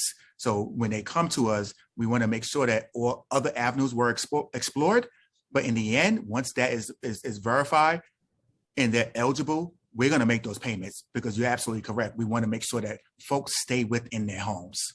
Yeah. How do you make the distinction between who gets, who qualifies for a one-shot deal and who gets sent to ERAP? Well, we're sending everyone to ERAP, right? You come in, you go to ERAP. And then we're making our, we have state rules and federal rules that really govern us on how we determine eligibility. So that's in place and has been in place for decades. That hasn't changed, but we want to make sure that folks who are eligible receive those benefits. Yeah, but I mean, if I owed $10,000 in rent, are you sending me to ERAP? I mean, it's not a huge number, or is that something that HRA is able to help with through the, listen, there's a lot of benefit to ERAP, right? Because you don't have to pay back. There's a lot of benefit. I get that. But we also don't have, all of the resources, available. There's no infinite number, right? To ensure that everybody that's applying is going to get, some sort of a grant. So, it always concerns me that we're losing people in the transition and we're asking them to sign up for ERAP, and then, for whatever reason they get declined. Are they coming back? Like it becomes really kind of difficult to, keep tabs on folks. So that scares me a little bit. If you don't mind, Deputy Speaker, I want to have Administrator Fitzpatrick chime in. Thank you so much, Commissioner, and thank you, Chair Ayala. When people apply for one-shot deals, the agency's practice is currently to encourage them to apply for ERAP, but we continue to process the application for a one-shot deal. When ERAP first opened, that had to be the primary resource. ERAP was considered a resource, and we weren't able to continue processing the application until there was a decision on the ERAP case. But now, since the state's ERAP program is limited. Lisa, we lost you. You got muted, Lisa. Can you hear me now? Yes, we can. Were you able to hear me before? I'm sorry. I don't know why I went back on mute. Yeah, okay. So after the state's ERAP portal reopened in January, on January 11th, but many of these clients will not be eligible for assistance. So when they apply for HRA one-shot deals, we're encouraging them to go to ERAP only to get the eviction prevention that ERAP offers, but we continue to process the application for one-shot deals. Some of those individuals that come to us are also eligible for recurring cash assistance. If they're eligible for recurring cash assistance, if they have a child under the age of 18, they may be eligible for ongoing rental assistance through the Family Eviction Prevention Program, the state's FHEPS program, or they might be eligible for benefits through city. Can you hear me? I'm sorry.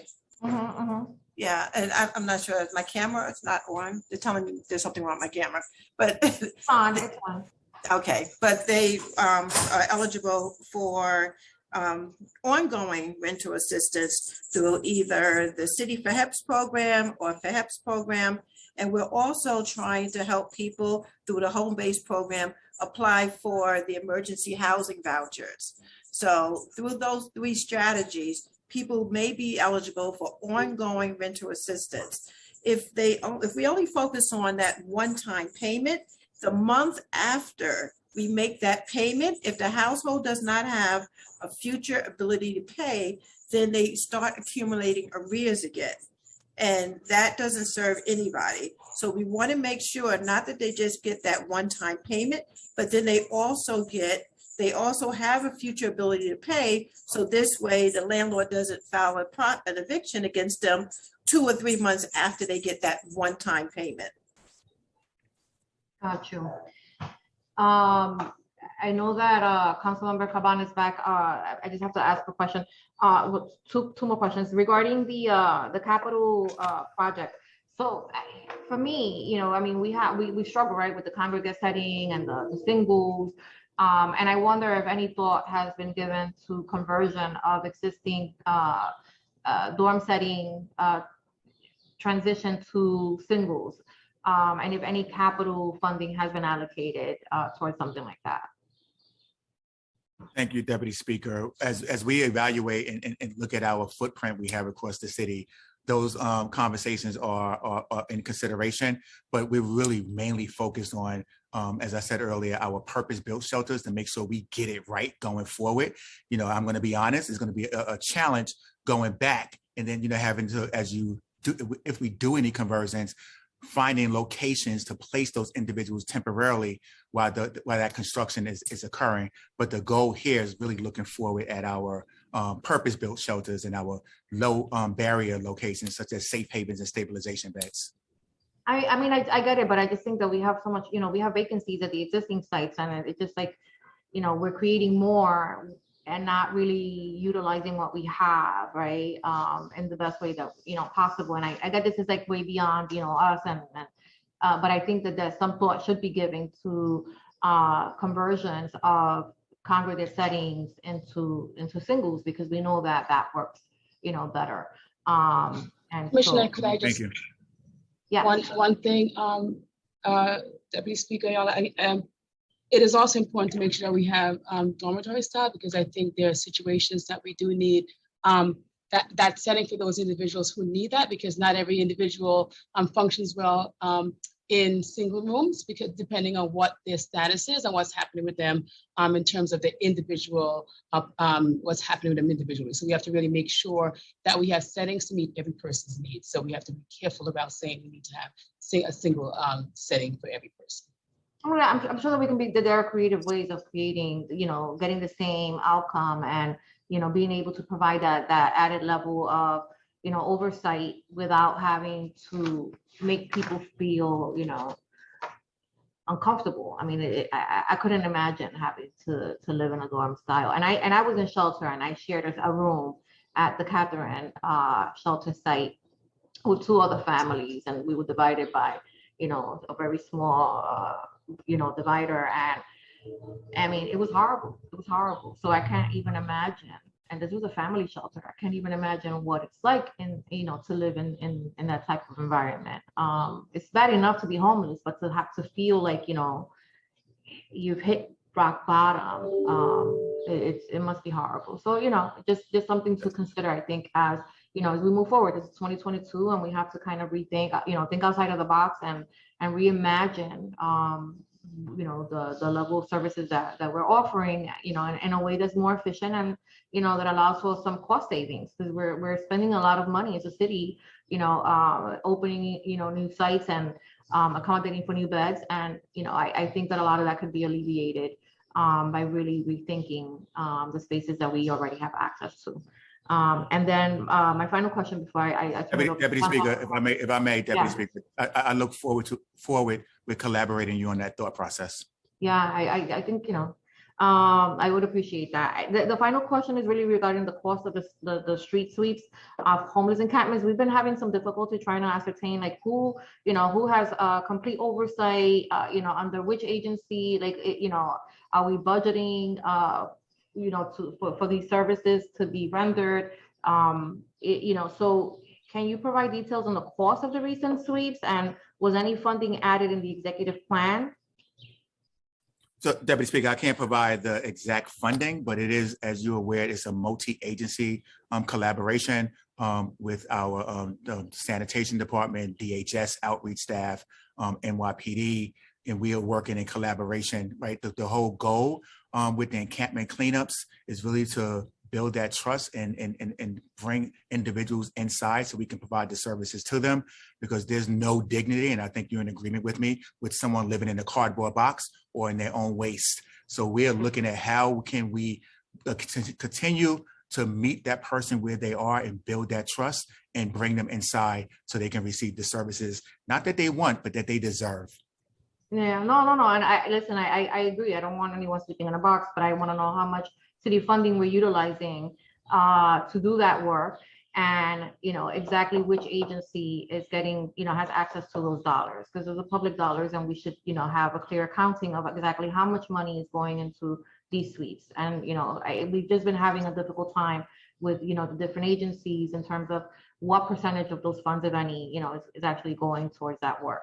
And if I may, Deputy Speaker, if I may, not just want to challenge you a little on the terminology. And I know, folks use it as sweeps, but I don't consider it as a sweep. I consider it as a cleanup effort. I consider it really building that trust and really getting individuals to come inside. So I don't look at it as a sweep. I really do look at it as an attempt to really meet that person where they are, get them to accept our services, and make sure that we're cleaning up those neighborhoods where there are unsafe environments, because we do as a city receive phone calls from a lot of individuals through 311 stating that, can you please address this unsafe environment?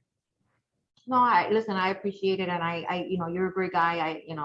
I think very highly of you, and I know that you have the best of intentions, but, I think that to deny that is, that the sentiment that these are sweeps to some people, right?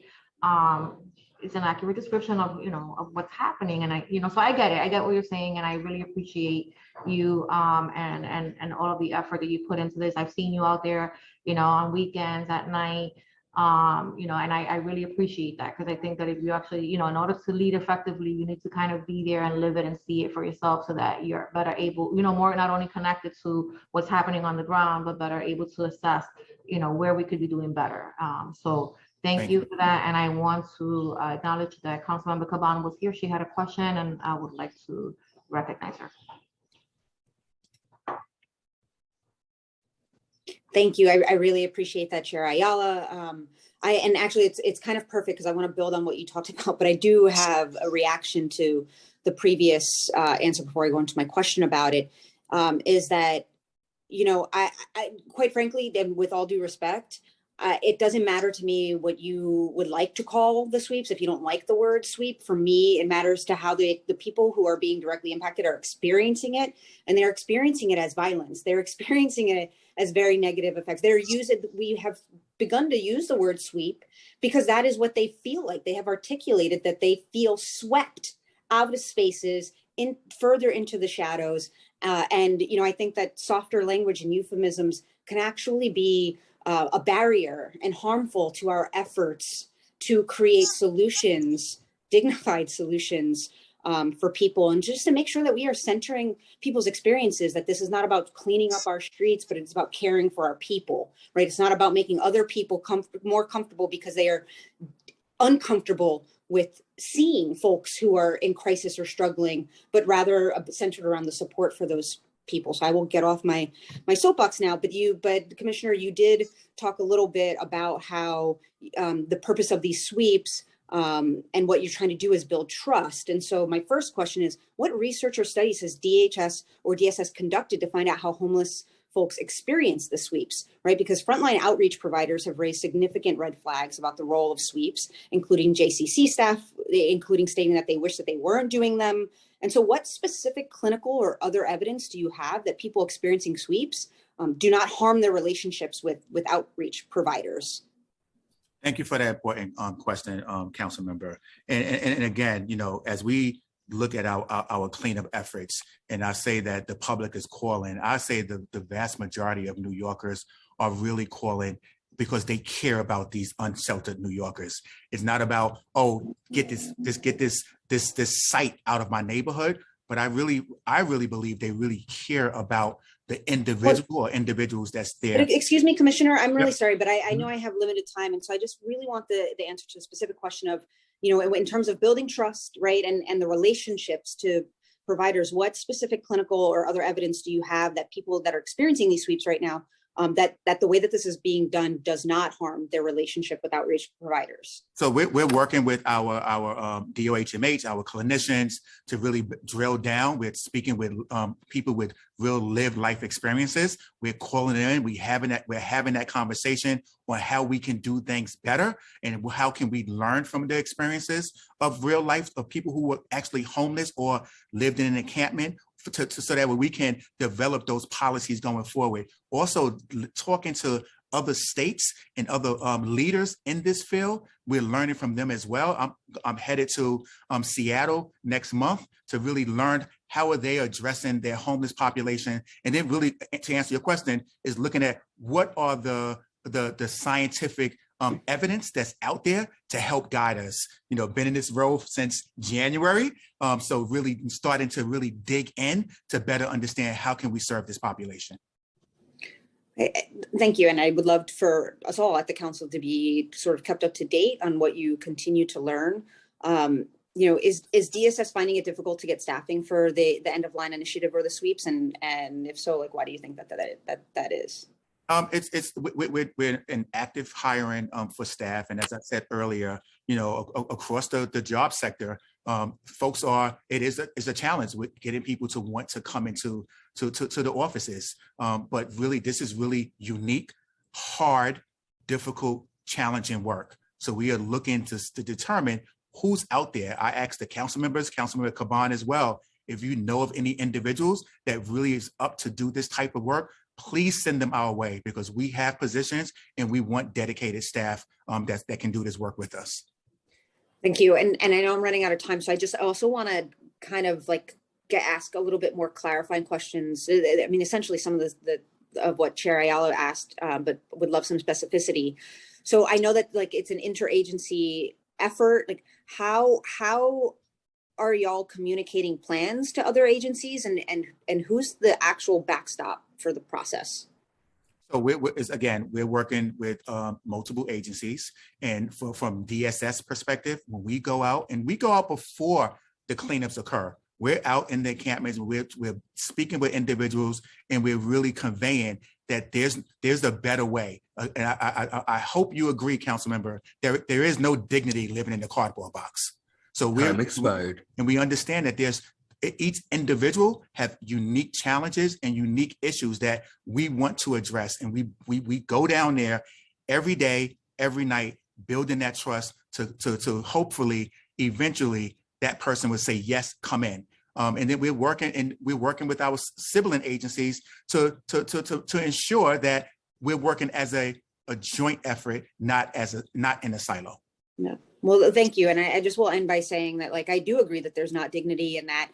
And, I think that there's dignity in a housing first approach, right? And then there's significant evidence backing up that approach works. And specifically, it's dignity in permanent housing directly from the street without requiring access to stabilization or congregate settings or things like that. And that should be our city's aim. Thanks. Thank you, council member.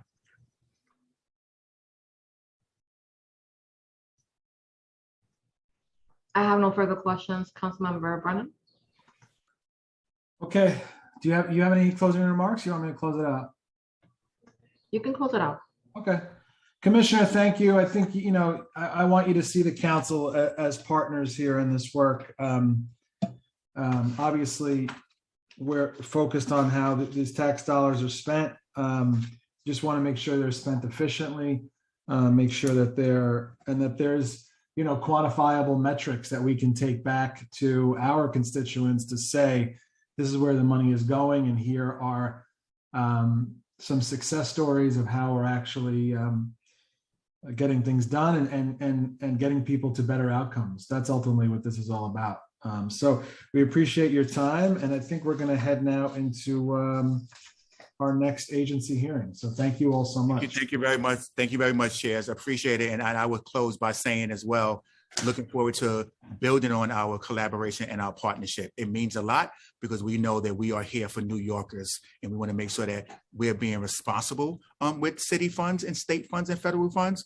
But at the top of our list, this administration, is how do we provide those services to people who deserve them? So thank you very much. Thank you, Commissioner. Okay. Okay, chairs, we'll stand in recess until 12 noon. So if anybody needs to take a break, take it now. Yes, sir.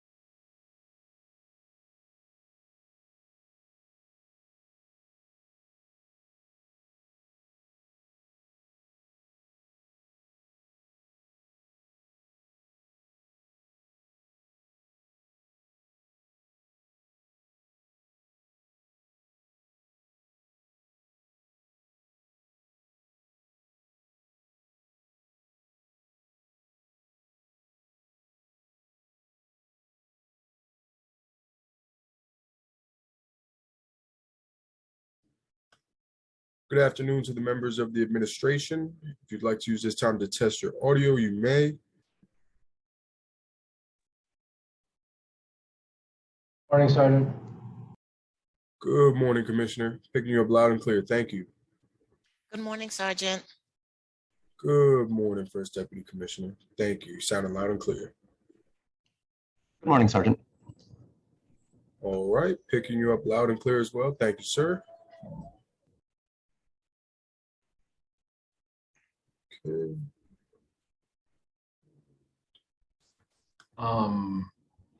Deputy Commissioner for Finance, Michael, how do you pronounce your last name? Myself. Thank you.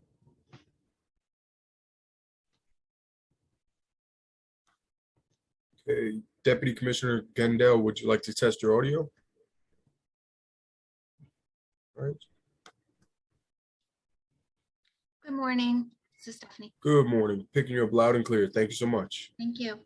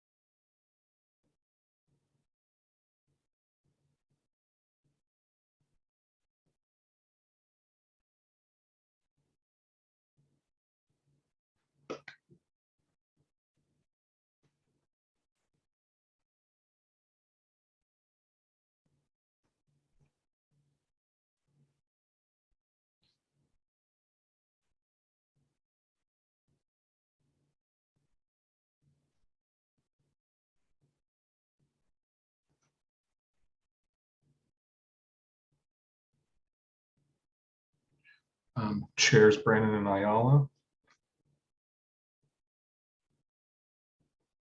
Yes, Okay, are you ready to go? I'm ready. Okay, all right. We can go ahead and get started. We're already recording. So Chair Brandon, we'll start with your opening, then Chair Ayala, then I can swear in the admin. Cool. Thank you, Counsel. Good afternoon, everyone. And well, yeah, it is afternoon. It's 12 noon on the dime.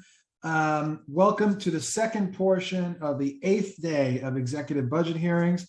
My name is still Justin Brannon, and I think I am still the chair of the Finance Committee. I'm joined again by my colleague, Deputy Speaker Diana Ayala, who is chair of the Committee on General Welfare. I'm pleased to welcome Jess Danhauser, Commissioner of ACS. Thank you, Commissioner, for you and your team for joining us today as we delve deeper into the executive budget for ACS. For those of you watching at home, ACS stands for the Administration of Children's Services. ACS's projected FY23 budget of $2.7 billion represents 2.7% of the city's proposed FY23 budget. ACS fiscal 23 budget increased by $12.3 million from the preliminary plan. The increase is the result of several actions taken, most significant of which are a new need recognizing state revenues for fair futures and baselining state revenues for the indirect cost rate initiative of $6.5 million.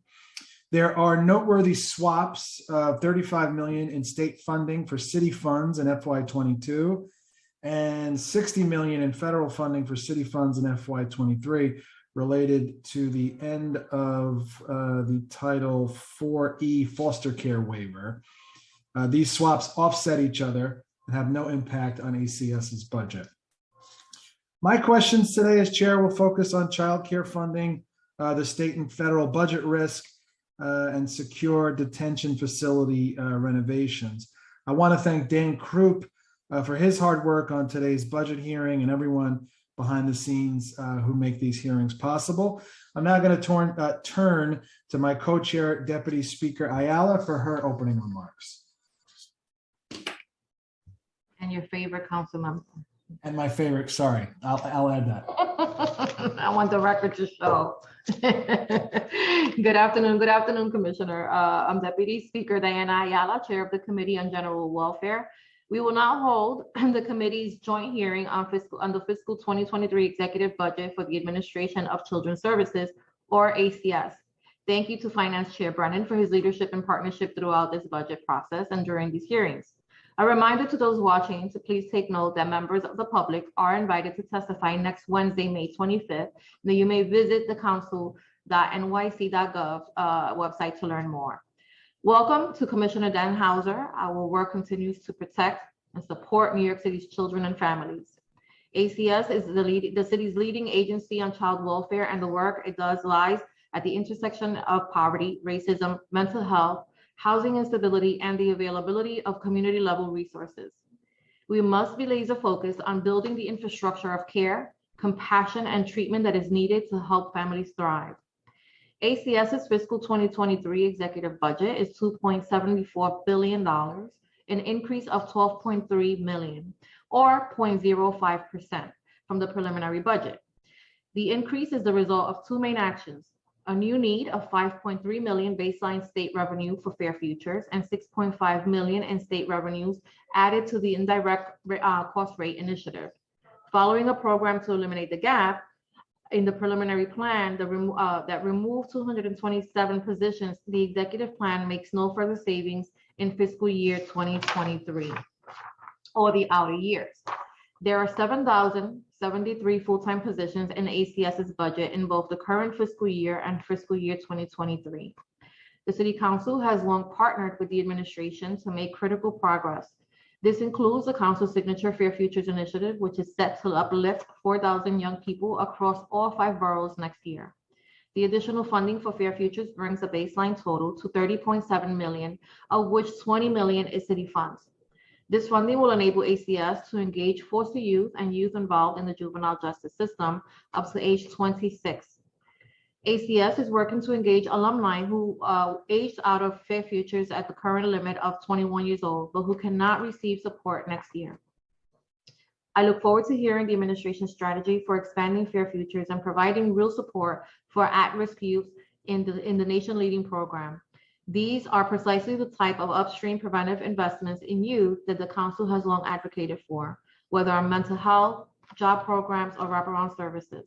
I welcome the administration's partnership to make these effective yet overdue investments. Beyond Fair Futures, however, other preventive investments the council called for in its preliminary budget response remain outstanding. This includes $5 million for empowering skill-building programming in the juvenile justice facilities and a promise to make supportive housing easily accessible for all former foster youth who qualify. The executive budget plan did not fund these programs. The executive budget includes noteworthy swaps of $35 million in state funding for city funds in fiscal year 22 due to lower than anticipated revenues, and $60 million in federal funding for city funds in fiscal year 2023 related to the end of the Title 5E foster care waiver. We are also awaiting information on how $4 billion of over 4 years in state funding or childcare will be rolled out in the city. I hope to hear more about how the city will maximize available dollars and fully invest in the children's services and childcare, even as federal and state funding shifts. Finally, ACS's capital commitment plan for fiscal year 2022 through 2026 totals $527.3 million. $16 million more than the preliminary capital commitment plan. 60% of funding supports reconstruction projects at 2 secure detention facilities, and I look forward to hearing about when these educational, recreational, and programming spaces will be available to detained youth. I kindly request the commissioner please keep his testimony to 10 minutes so that we can hear council member questions. In addition to the topics above, we hope to discuss other issues such as alternatives to detention, foster care market rates, and ACS's alternative response program called CARES. I would like to thank the committee staff who helped to prepare this hearing, Daniel Krug, Chima Albisheri, Dohini Sampura, Amenta Kilawan, Christy Dwyer, and my Deputy Chief of Staff, Michelle Cruz. I will now pass it back to the Finance Council to call Council to continue our hearing. Thank you. Thank you, Chairs Brannon and Ayala. Good afternoon and welcome to the second portion of the executive budget hearing for May 20th, the Administration for Children's Services. My name is Malcolm Buellhorn and I am counsel to the Finance Committee. I would first like to acknowledge council members present for the record. Council members Brannon, Ayala, Brewer, Caban, Hudson, Lee, Lewis, Osei, Sanchez, Velasquez, and Ung. Unlike in past, council members and members of the mayoral administration will have the ability to mute and unmute themselves. We just ask that when not speaking to eliminate background noise to please mute yourself. I will remind council members who have questions, please use the raise hand function in Zoom. You will be called on in the order with which you raised your hand. We will be limiting council member questions to 5 minutes. The following members of the administration are here to testify and or answer questions. Jess Danhauser, Commissioner, Wynette Saunders, First Deputy Commissioner, Michael Moseyev, Deputy Commissioner for Finance, and Stephanie Gendel, Deputy Commissioner for External Affairs. I will first read the oath, and after I will call on each member from the administration individually to respond. Do you affirm to tell the truth, the whole truth, and nothing but the truth before these committees, and to respond honestly to council member questions? Commissioner Danhauser? I do. First DC Saunders? I do. DC Moseyev? I do. And DC Gendel? I do. Thank you. Commissioner Danhauser, you may begin when ready. Thank you. Good afternoon, Chair Ayala, Chair Brannon, members of the General Welfare and Finance Committees. I am Jess Danhauser, the Commissioner of ACS. With me today are Wynette Saunders, our First Deputy Commissioner, Michael Moseyev, Deputy Commissioner for Finance, and Stephanie Gendel, our Deputy Commissioner for External Affairs. As part of Mayor Adams' vision, ACS is committed to helping build a New York City that is more safe, just, and equitable for children, youth, and families. I've spent the past few months as Commissioner listening to parents, youth, providers, ACS staff, advocates, and community members. And as we move forward, ACS will rely on the ideas, wisdom, and assets of New York City's communities and families. At ACS, we are focused on keeping children safe by ensuring their families have the resources they need to thrive. We know that when communities are strong, families are strong. As part of this, I am pleased to share that advocacy by the city has helped lead to a substantial increase in childcare funding. The city anticipates receiving approximately $4 billion over the next 4 years. ACS and our city partners have successfully advocated for important legislative changes at the state level, including the increase in the income eligibility for low-income childcare from 200% to 300% of the federal poverty level starting on August 1st, and an increase in the market rate for providers. We're also very pleased that earlier this week, our proposal to delink the hours of childcare from the hours a parent works passed both the houses of the legislature, and we are eager for the governor to sign the bill. ACS is expanding access to affordable childcare for families across the city. We are in the process of reaching out to the parents and caregivers of all the children who are on the voucher wait list to invite them to apply for childcare. If they apply and are found eligible, they will be provided with a childcare voucher. To date, ACS has sent letters to the families of 22,000 children, and we anticipate that by September, we will have contacted the remaining 15,000. We're also lowering the fee that families pay for care to the lowest level permissible by federal law. ACS is also in the process of expanding our family enrichment centers from 3 to 30 over the next 3 years. Since our last budget hearing in March, ACS announced the anticipated awards for the next 9 and the expansion, bringing us to 12. We are very pleased that the 9 providers selected all have deep ties in their respective communities, and some are small local organizations that have not contracted with ACS previously. We've created a short video, and we look forward to sharing that with you today. We know that parenting can be difficult, especially with the economic and social challenges created by the pandemic.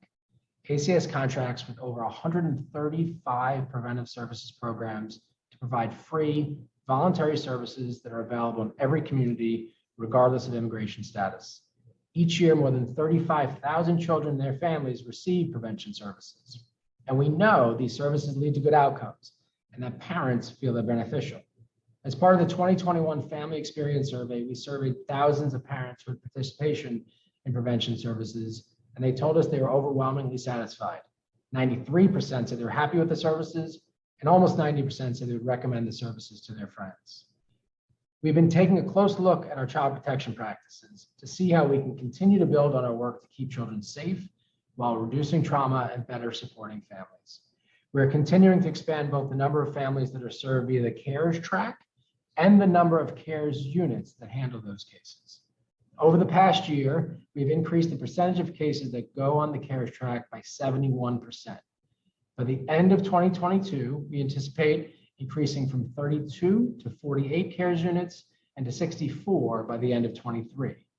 We're also looking at ways to reduce the stress investigations can cause for families. We will be soon initiating a pilot where CPS will share information and resources to parents, including the contact information for legal providers at the first visit. In addition, we are changing our process so that our Emergency Children's Services Unit, which operates on evenings and weekends, will no longer be initiating investigations without immediate safety allegations at night, when children are most likely, obviously, to be sleeping and the stress of an investigation can be most acute. Through successful prevention programs and initiatives to reduce length of stay in foster care, the number of children in care is at a historic low of 7,135 children. 43% of these children are placed with kin. Starting this July, ACS will be implementing a range of new resources and strategies to further improve outcomes for children and families in the foster care system. In March, the mayor and ACS announced the launch of VCRED, a new vocational and apprenticeship program for youth ages 16 to 24 who are in foster care, who were in foster care, or are in our juvenile justice system. The grant-funded program enables 45 youth annually to participate in professional certification courses and paid internships in 5 career pathways. First launched in 2019, Fair Futures currently provides thousands of youth ages 11 to 21 in foster care with coaches, tutors, and housing and education specialists. The proposed budget for FY23 will provide ACS with $30.7 million of baseline funding for Fair Futures, enabling us to expand the program to youth ages 21 to 26, the first in the country to do this, and to youth in our juvenile justice programs. I want to personally thank Mayor Adams for his commitment to Fair Futures and to the City Council for your commitment and support. In addition, the success of the advocacy for Fair Futures could not have happened without the Fair Futures Coalition, and most importantly, without the Fair Futures Youth Advocacy Board. In just a few weeks, it'll be summer, and ACS very much looks forward to youth involvement in both the city's expanded SYEP program and Freedom School. If you, like me, have never been to a Freedom School Harambee, I urge you to be there this year. We read culturally appropriate books and poetry and engage with youth, including through dance. ACS is also pleased that we have identified more than 1,000 young people across our continuum for SYEP this summer. At the end of April, the Nunez monitors released their most recent report on detention. In 2020, ACS entered into a voluntary agreement with the Nunez monitors. In the report, the monitors state that ACS has made progress in all areas. The monitors also applauded ACS's focus on youth development specialist retention, advocacy to implement incentive bonuses for YDS attendance, and the enhanced efforts to recruit and hire YDS.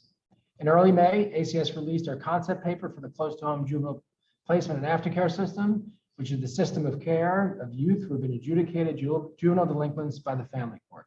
The concept paper describes a smaller, more robust system of care, including smaller facility size, increased salaries for provider agency staff, and enhanced staffing.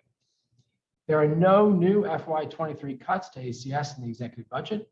As discussed previously, the budget includes additional funding so that ACS will have $30.7 million baseline for Fair Futures. In addition, the budget includes $60 million CTL in FY23 to cover a Title IV budget gap created by the federal government. Federal eligibility includes an income test tied to whether or not a family would have been eligible for AFDC in 1996. This outdated methodology results in fewer and fewer children being 4E eligible each year. Finally, I'd be remiss if I did not mention that while we are very pleased that the state budget includes additional funding for childcare, we're disappointed in the additional cost shifts that the state created for child welfare. The state enacted legislation to significantly increase the subsidies for foster parents, which you of course support, adoptive parents and kinship guardians, but did not include any additional state funding for localities to implement these higher rates. While of course we support these rates, we believe that the state should share in the implementation costs. And finally, while we're pleased that the state included a 5.4% COLA for foster care providers and some funding for it, we're disappointed the state did not include this COLA for the hardworking staff in our prevention programs. Thank you for the opportunity to testify, and I'm happy to take questions. Thank you, Commissioner. I want to jump right into it. I want to talk a little bit first about the child care funding. The FY23 state enacted budget included $7 billion statewide and $4 billion for New York City over 4 years. What does ACS estimate? What is the estimate for how much additional funding, including through the child care block grant, will eventually be reflected in the 23 budget? And how many vouchers or seats do we think it'll generate? So we're still working on those exact numbers, and I'll ask Deputy Commissioner for Finance to speak to some of that. But I do want to share that we are working through the entire wait list, and then in the summer we'll be launching a process by which families can apply for childcare, and we can continue to get vouchers out. We have sufficient resources not only to work through the whole wait list, but then to across the city significantly increase voucher distribution to eligible families. And so as we are working through that with our city partners in OMB, we have full green light to move aggressively to sign families up for childcare subsidies. Michael? Thank you.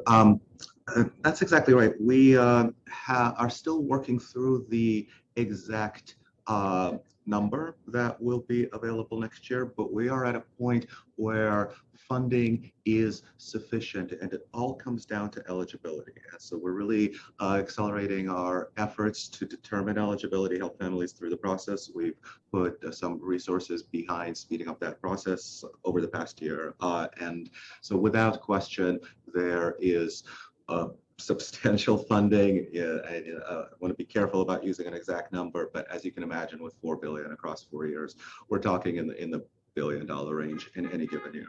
So we'll work with you and let you know as soon as we finalize those, but we are working aggressively with families to get them through that eligibility process. And do you have an estimate on how many more families you'll be able to provide vouchers with the newly expanded eligibility requirements? We don't have an exact estimate. It depends. The price of the voucher depends on age and depends on a number of variables.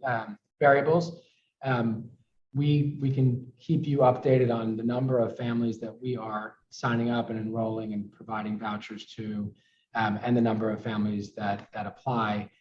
In addition to obviously being able to outreach across the city, the new legislation that changes the income eligibility, I think, is also going to allow for a lot more families to qualify. And we are also trying to really shore up providers by increasing the market rate and to lower the costs on families as well. So we can, I think the best way we can continue to keep you updated is to look at actually who is applying over the course of the next several months, and then show you sort of the cost of that depending on the age of the children applying, for the families who are applying.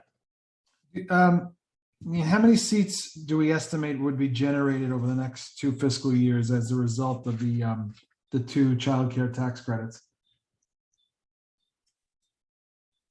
We don't have that estimate for you, Chair Brennan, but we can work with our city partners to try to provide it to you. Okay. Yeah, I mean, you haven't been able to give me one number yet, so I need to get these numbers. The only numbers we know are the $4 billion. We don't know how it's being spent. We need timelines on this stuff. We need to know how it's being spent efficiently.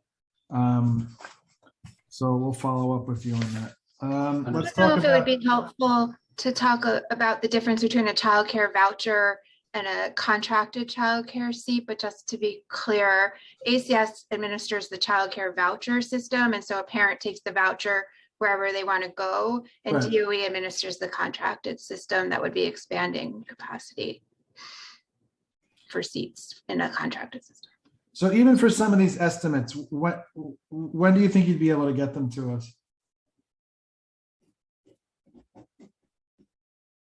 We'll work with our city partners and get back to, I think, just on average, want to give you that it's about $9,000 for each voucher. That's an average of what we've experienced in the past for applications. But we'll continue to work with our city partners and get you the answer as expeditiously as possible. And just to quickly amend that, we've been working through the implications of the new market rate. This is really hot off the presses in the last day or so. We're very excited about the higher new market rate numbers. It is looking like the cost will be now somewhere in the $13,000 range going forward. We're finalizing those numbers, and we will have a lot more for you in the coming weeks. Okay, yeah, I mean, so we'd like to, just to recap, we'd like to know how many seats, just an estimate of how many seats we think will be generated over the next 2 fiscal years as a result of the 2 tax credits, and an idea of how many more families we think will be able to provide the vouchers for with the new, the expanded eligibility requirements. Let's talk about baby formula. So, according to the news, in the tri-state area, infant formula is over 40% out of stock. 30 members of the council's Women's Caucus wrote to the mayor this week demanding action to address the current baby formula shortage. This is a concern that's shared by the entire council, certainly not just the Women's Caucus, and all of our constituents, whether they're parents or not.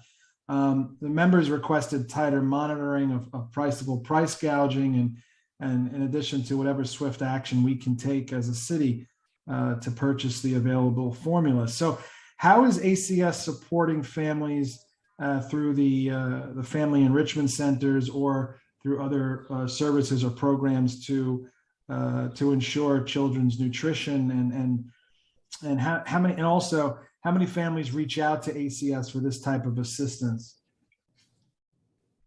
So we are right now, to start, I want to share that in our Child Protective Specialist offices, we also, and a few of them have pantries now that are have adequate formula supplies, and they've been distributing.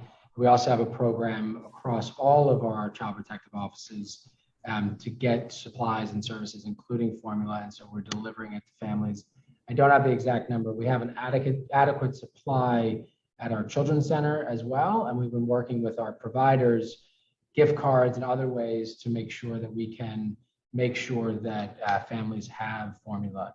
It's obviously a significant concern to us. We're also working with health and hospitals and have been encouraging getting messages out to community that formula is available through public hospitals, and we want to make sure that we can do anything we can for the supply that is available to get it to families. Our providers have been doing work in local communities in addition to make sure that the families have the formula that they need. What's the thinking as far as its impact on New York City parents and guardians? When do we think the crunch here will subside?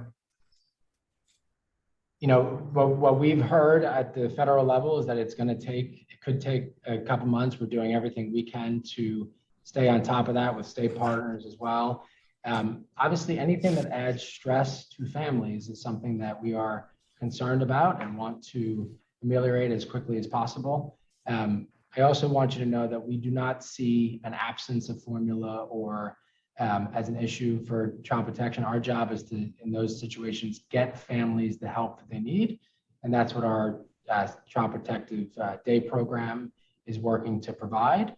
And so we're keeping a very close eye on this in preventive services and foster care. Obviously, also crucial that our Children's Center has adequate supply. And thankfully, so far, we're in good stead in that regard.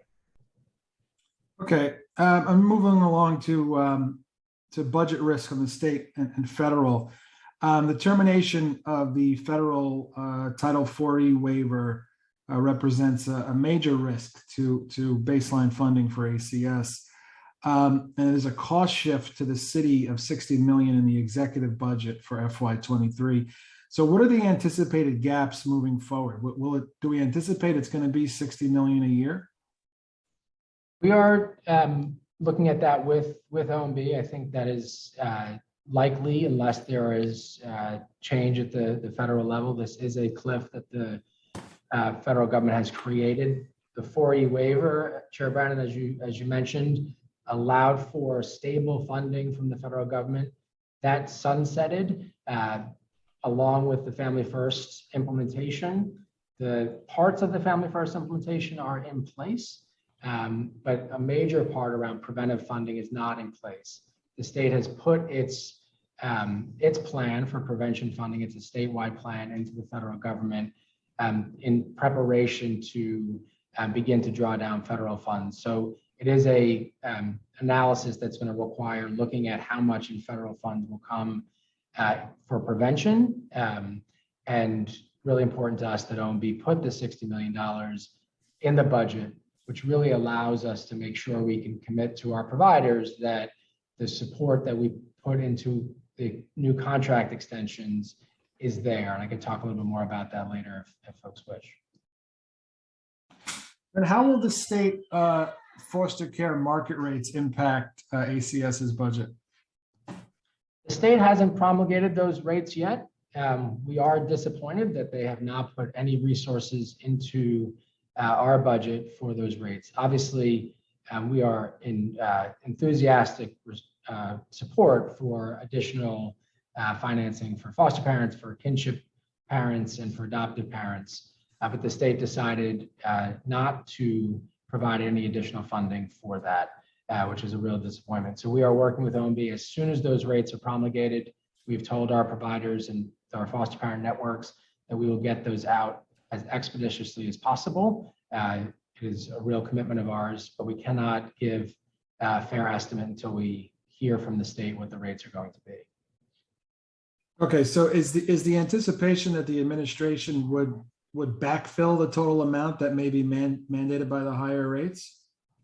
You're going to have to find a way to make sure that is funded. I think part of the, the $60 million that is put in helps make sure our budget is strong, and we're going to be working with OMB throughout the year to make sure that the funding is there to provide those for those rates.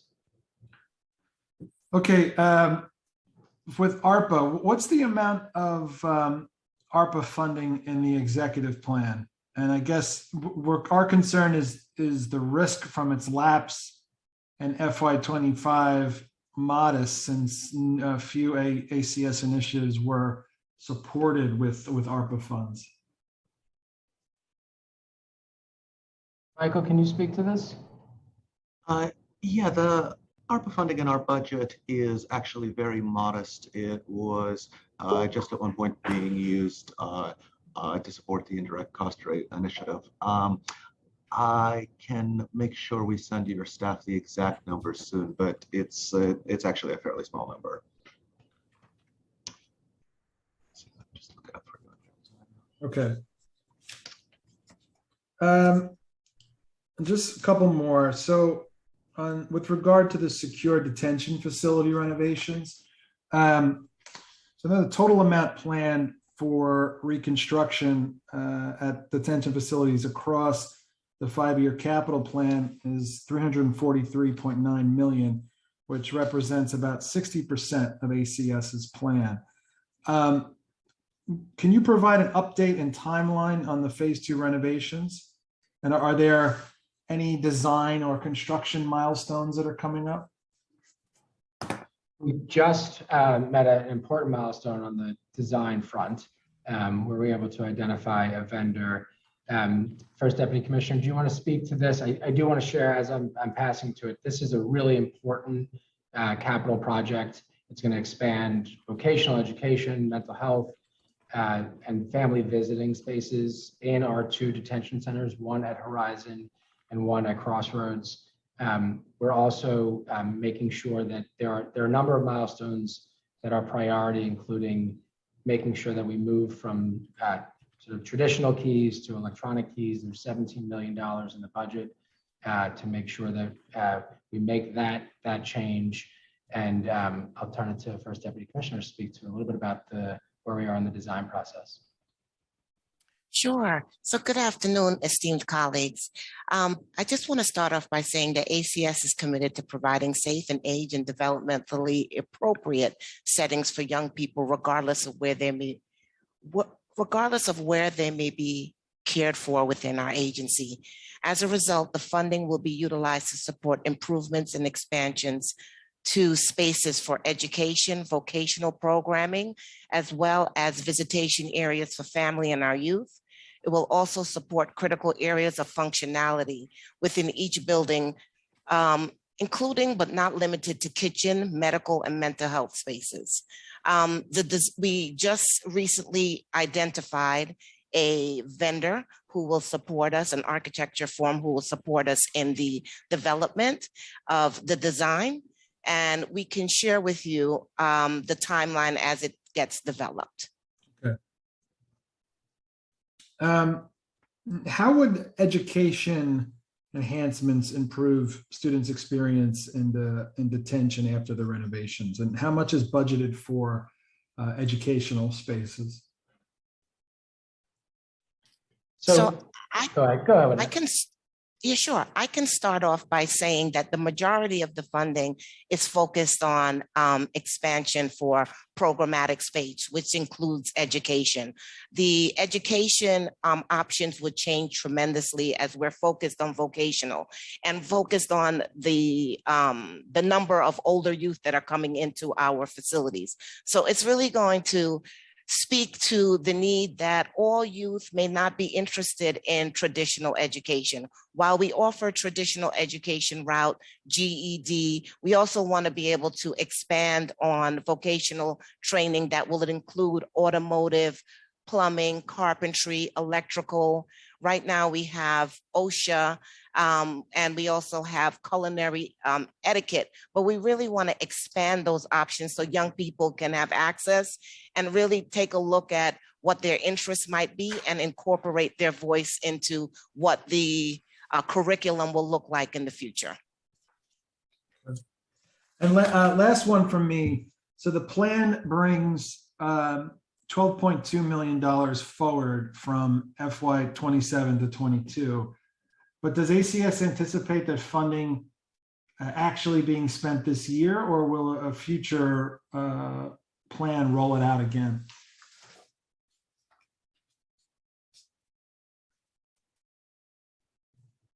Excuse me. Are you speaking specifically to the capital? Yeah, sorry. Yes. Yeah. Michael, do you want to take that? Sure, absolutely. We will certainly do our best to begin spending it.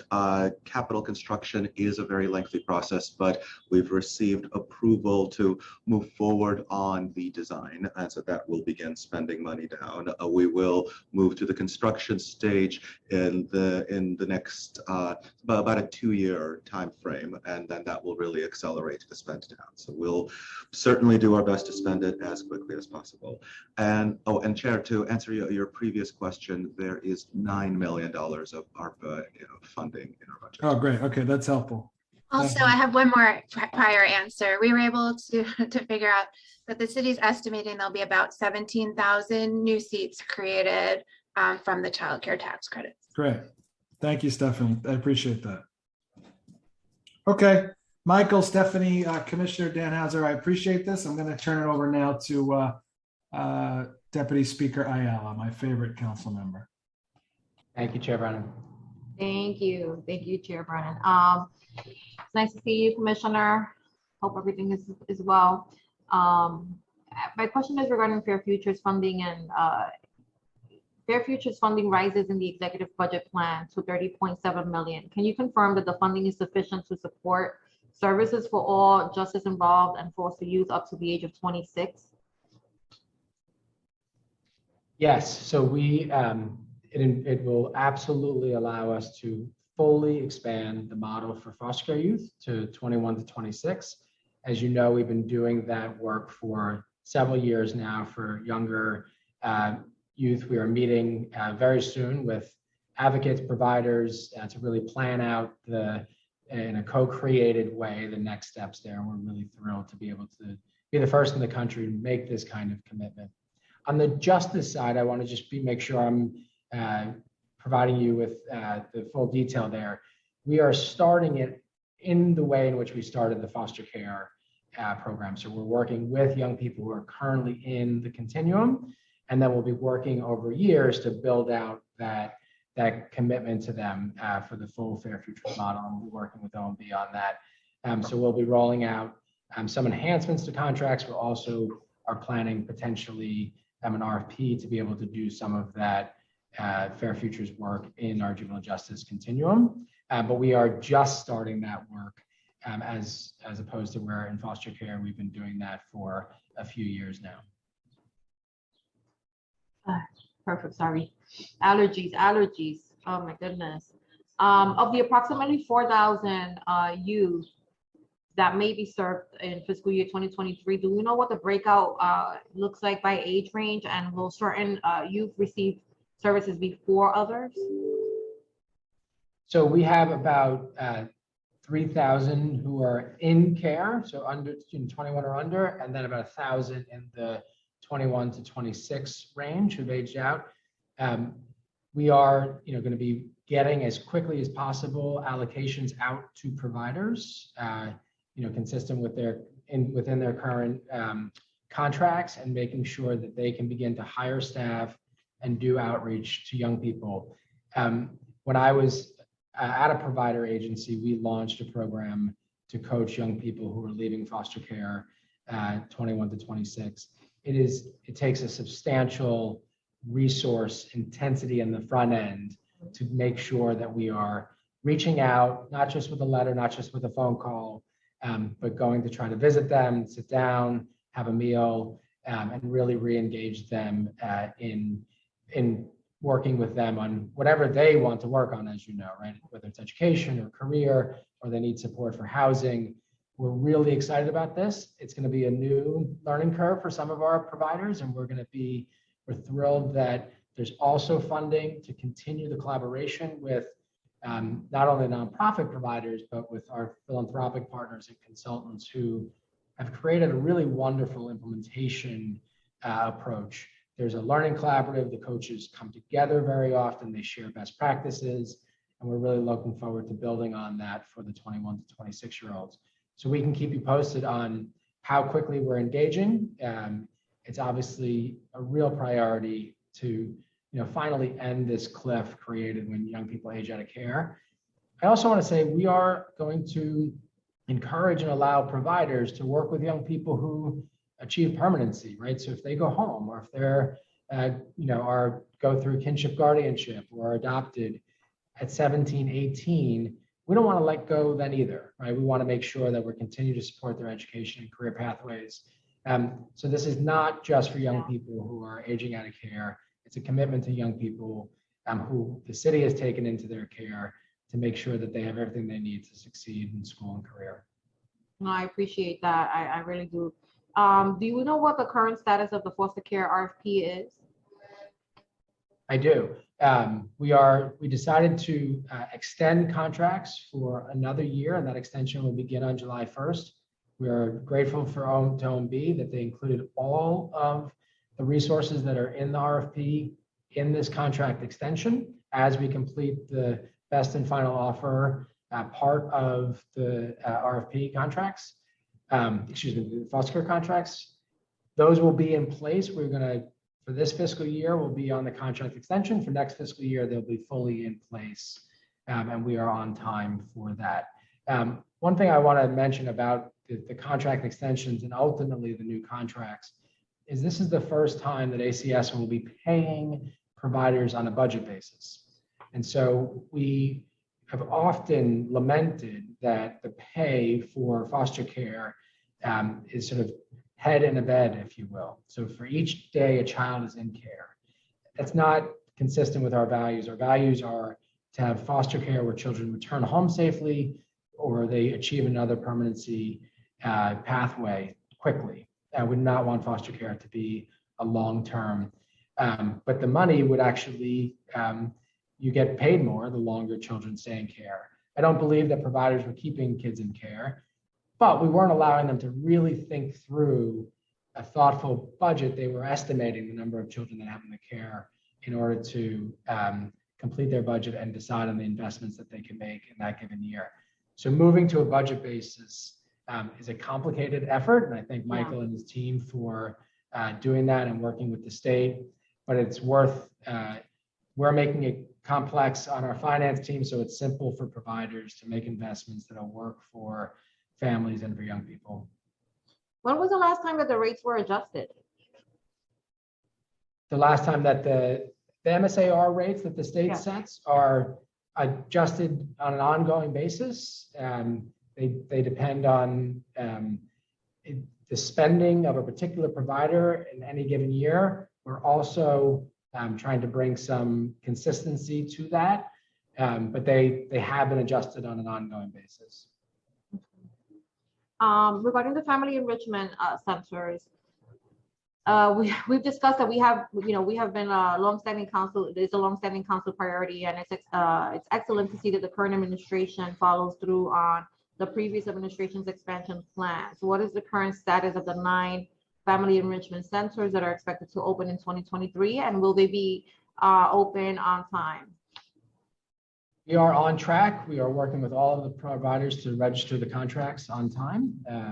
I just want to thank Deputy Mayor Williams-Isom and Deputy Mayor Wright and Mox and the controller at OMB, who's focused very, very significantly. I know this is also a priority for the council to make sure contracts are registered on time. And we've come together across city agencies to really make sure that we are aggressively moving this forward. We're working with any providers. We have a number of new providers to ACS, as I mentioned in my testimony, which we're thrilled about, who are going to be FEC providers that are really embedded in their local communities. And so we are working with them to, if they're new to us, to make sure that they understand our processes and get all the support they need to keep us on time. They will begin looking for sites, but the work begins even before that. There would be tabling at community events, going to community boards, meeting with local schools and service providers, and really getting the word out about the services that are available, but also the opportunity to join them in the planning for what the FEC in that local community will focus on and offer. As you know, these are co-designed with the community. And so that work will begin as soon as they identify their leadership, and they'll have the resources to do that starting in the fiscal year. I mean, that's great, but has there been any additional funding allocated to support the outreach efforts? There has. We have $100,000 for upfront costs. That's for a variety of costs, but this is a unique contract that really focuses on helping providers start up successfully. And so that $100,000 is an important part of it. So the first year budget will be $650,000 when an ongoing budget is $550,000. Is that just for outreach to providers, or does that include parents and community members as well? Across the board. Across the board. Okay. I'm so excited. We're gonna get one here in East Harlem, and we have one in the Bronx. That's excellent. From January 2022 through March 6, ACS assigned 12.9% of cases to CARES, which is ACS's alternative response program for child investigations where the child is not in immediate danger. Can you tell us what the percentage of cases that were assigned to CARES from March to today? And is ACS expanding from 32 care units today to 48 units by the end of 2022? Yes, we are. We're at about 13 to 14%. So we're a tick up, but and we continue to see not only the CARES units, we've seen the CARES units caseloads grow, which in this case is actually a good thing. And so they're around 8 or 9 now. And so we are working to continuously refer to CARES. We're working with what we call our applications team, which is doing the tracking to make sure that they're supported in their judgment about what goes down the CARES track and what goes to a traditional investigation. I mentioned in my testimony this change to our emergency children's services, which I think will also help because we will no longer be initiating nighttime investigations unless there are allegations of imminent safety issues. And so because we're not in, CARES starts with a phone call from the borough office, talking to the parents, letting them know about CARES, because it's a voluntary choice that the parents make. And so then the child protective specialist goes out after that phone call at an agreed upon time and begins to do the work with the family to assess safety, but also to assess all of the services that they may need or wish to avail themselves of. And so since we won't be initiating those investigations in the evening, the borough office can make that phone call the next day. And we think this also will help increase the number of families going to the CARES track. We are on track to continue to expand the units by the end of this year and have investments to be able to expand even further in the year beyond. Our hope in this next 18 months is to get to about 25%, 26% of all families that we receive investigations on to be served on the CARES track. What is the total cost of the fiscal 23 expansion at full impact? It's mostly a cost shift. So we are typically converting child protection specialists with experience in what we call our protective diagnostic units to CARES. I don't have the exact number for what the cost will be for the total 64, Stephanie May or Michael May, but it is a cost shift. It's sort of a reinvestment from an investigative approach to a CARES approach. Do you anticipate there's no actual new cost because we convert the regular CPS units into CARES units. Obviously they go through training, but we have training built into our budget separately, so there's no real new cost. Will the expansion impact the percentage of cases assigned to CARES? No, we are looking at caseloads for CARES similar to other CPS caseloads to stay under the national standard of 12. And we are anticipating that with the units that we bring online, we can, if investigations stay at about, if allegations and SCR calls stay at about the same rate, that we can get to that 25% with that number of units. Right. Moving on to juvenile justice. The council called for $5 million investments to provide innovative skill building programming in the secure detention facilities. How much is in the fiscal year 2023 budget for leadership building programming at ACS juvenile justice facilities? So this is really, really important to us. The programming that young people receive in our detention centers at Horizon in the Bronx and Crossroads in Brooklyn is vital.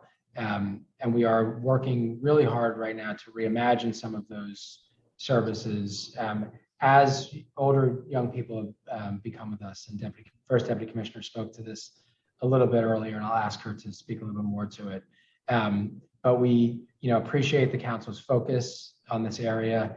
It's really important. You may know that we recently brought on new leadership for our Division of Youth and Family Justice. Nancy Ginsburg is now our Deputy Commissioner. She's been here for 4 or 5 weeks. And has been very on the ground both at Horizon and Crossroads. Nancy has a 30-year career at Legal Aid, working with young people and defending young people who are in our detention. And we are really, really pleased to have such a fantastic youth advocate there. She's working very closely with the Department of Education to re-engage young people in school, our young people in detention, similar to young people across the city. had a real tough time during the pandemic. We had issues of COVID in the buildings, obviously. Thankfully, that is not the case today. And hopefully we can stay that way. And so we're working hard around school. First Deputy, do you want to add a little bit about the programming work? Sure. First and foremost, I just wanted to say to Chair Ayala, I just want to thank you and Council Member Salamanca for coming out a couple of weeks ago to discuss and share with us some of your vision, and we were able to share ours. It was really an inspirational discussion we had, and it's still being spoken about. So thank you for that. Just to piggyback on what the Commissioner has stated with regard to programming at detention, currently we're doing a lot of discussions with our young people to really hear from them what they want, what they like, so that we can really make sure that we integrate into our current offering the things that they have interest in. Right now, some of the most popular programming includes music production, creative writing, of course, songwriting, culinary arts, art therapy, the cure of violence sessions with credible messengers, and horticulture. There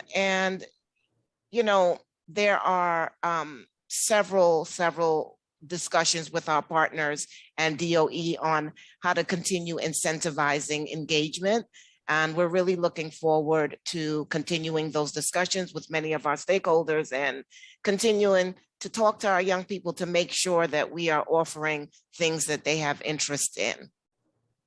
That makes sense. That makes a lot of sense, right? You want to hear from them directly. You want to engage them in ways that, that they can appreciate. Commissioner, sorry. I was just going to add that we are looking forward to Freedom School and invite council members to join us. We're thinking, very carefully. Freedom School is the summertime schoolwork with the DOE. And I've learned in my months here that it's really a time where kids engage and enjoy and love school. And so the question for us is, how do you keep that momentum going into the fall? And so we are in the throes of planning for Freedom School, but also thinking about how do we make sure that becomes year-round levels of engagement for young people. And we think we have some good ideas, obviously, first and foremost, from our young people. Have you had conversations with OMB about funding for this type of programming? We have sufficient funding for this programming. We have had some real focus of late and OMB support to bring in additional program counselors, case managers, to make sure that we speak often, as we should, about the YDS and our special officers who are the front line in our detention centers.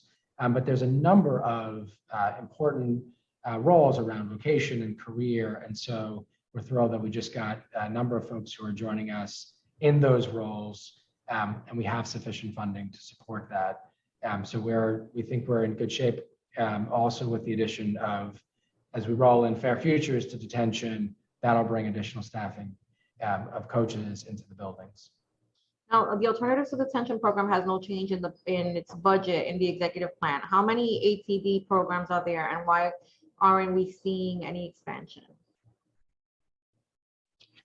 So we have taken the ATD programs are new to ACS, and we just released a concept paper. We're going to get feedback from the providers. ATDs are part of a much larger continuum of preventive services. We have our JJI initiative, which provides in-home family supports and treatments. We have our FAP initiative, also serves youth. So it's part of a larger continuum. We would be happy to discuss work to continue to expand in the reach of those. At the moment, our focus is to make sure that those programs are fully utilized and outreaching to families. Like so many other things, Chayala, during the pandemic, utilization came down. And so our current focus is really around getting out to young people and communities to make sure that they know and can avail themselves of the services that exist. Is any of the funding allocated towards mental health for youth involved in the justice system? Yes, mental health is embedded in our JJI programs and the FAP programs. And just to clarify on ATD, it's one per borough at the moment. Okay. I have one final question. Speaker Adams was not able to make it, but she did have a question on the impact of children who lost parents during the pandemic. Our city residents continue to face continued risk of hospitalization and death from COVID-19. But for approximately 8,600 of our children, the impact of the pandemic will forever be felt, as COVID took away their parents or caregiver. Parent or caregiver deaths due to COVID disproportionately impacted our city's minority communities, including Black, Hispanic, and Asian children. We as a city, as a community, need to come together to support these children during this difficult time. Does ACS know who these children are and what, if anything, is ACS doing to support the children and their families? So thank you for this question, Deputy Speaker, and to the Speaker for raising this. It is obviously taken a huge toll on many communities across our city.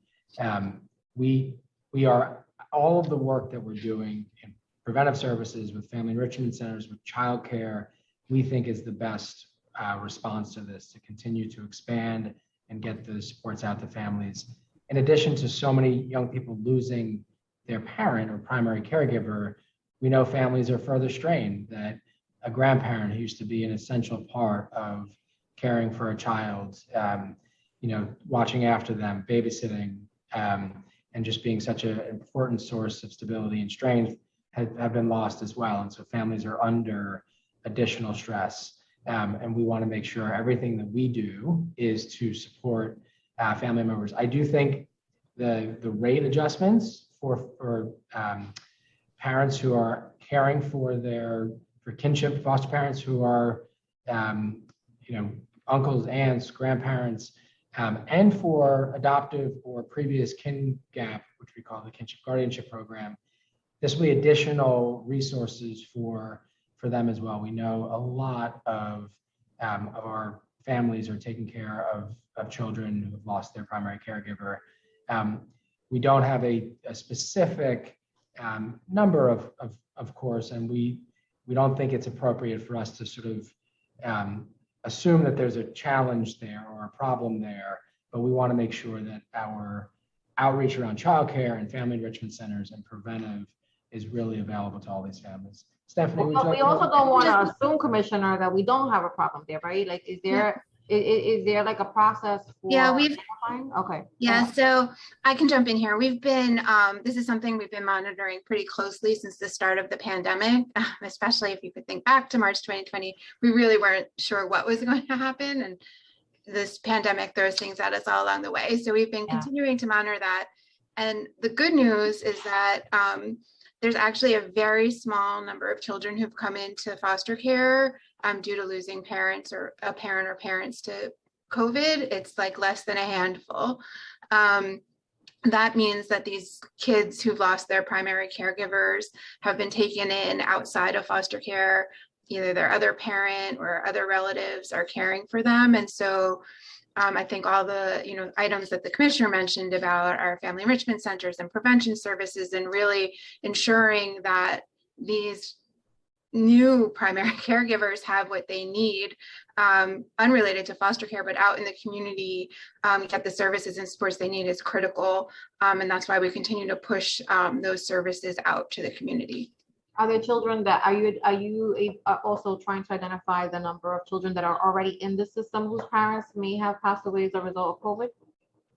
Yeah, that was part of our look. It's very, very small. Yeah, okay. Well, I mean, that's a good thing, but even for those, for that small, minute, number of children, I mean, I just lost my mother in January and I'm still traumatized, and, and it's been, psychological roller coaster. So I can only imagine, I'm going to be 50 years old, what it feels like to a 9-year-old, 5-year-old, a 10-year-old to lose their primary parents. So, how is any support being offered, I'm assuming, through mental health?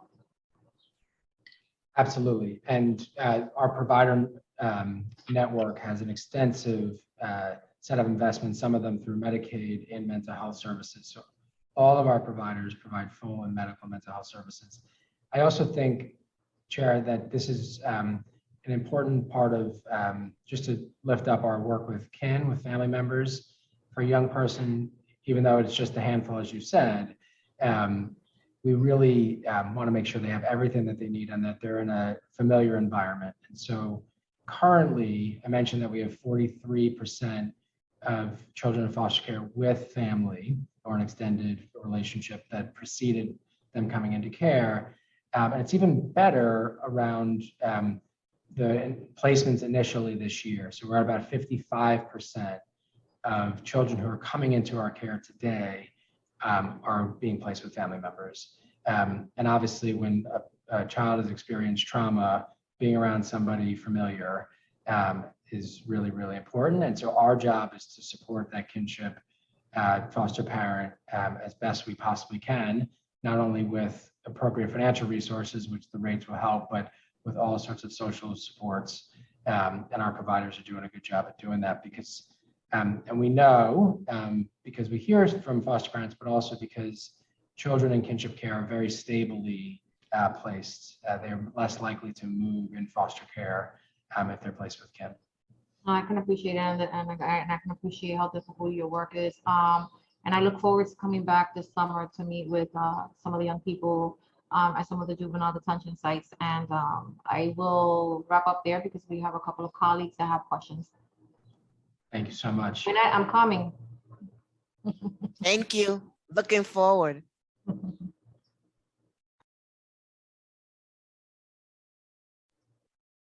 Malcolm, you're just on mute. Malcolm. Okay, it's Friday, everyone. Sorry. Just want to say we've also been joined by council members Barron and Carr. We will turn to council member questions, and the order of hands are Caban, Barron, and Brewer. We'll start with council member Caban. Starting time. Thank you. Really appreciate it.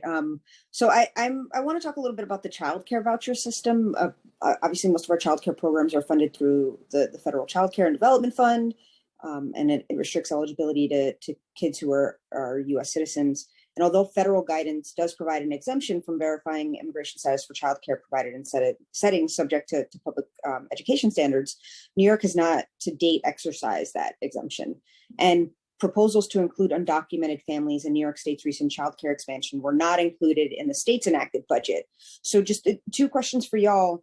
Has ACS previously explored ways to use city funding to ensure undocumented children have access to the same early childhood care and education programs as other children? And then would ACS support making city-funded early childhood education and care vouchers available to the relatively small number of children currently ineligible for the CCDF-funded childcare vouchers due to their immigration status? Thank you, council member. I'm going to turn it to Stephanie because we have advocated for this. It's important to us, to state law, and we think it would be very helpful to be able to extend support to families regardless of immigration status.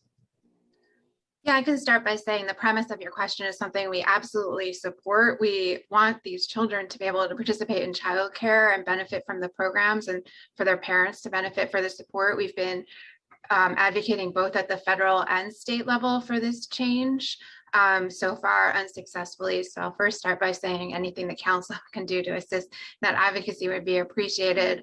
In terms of CTL, that's an interesting concept, and I think we need to explore that further. Well, I certainly would love to support and help explore that further. And I know that some of our colleagues probably would be on board with that too. So I look forward to staying in touch, and those are my questions, and I will cede the rest of my time. Thank you, council member. Thank you. Thank you, council member Caban. Next, we'll turn to council member Barron. Thank you very much. Time. You know what I'm concerned about in the whole foster care system? First of all, a lot of money is made by these organizations and companies contracting out so-called foster care services.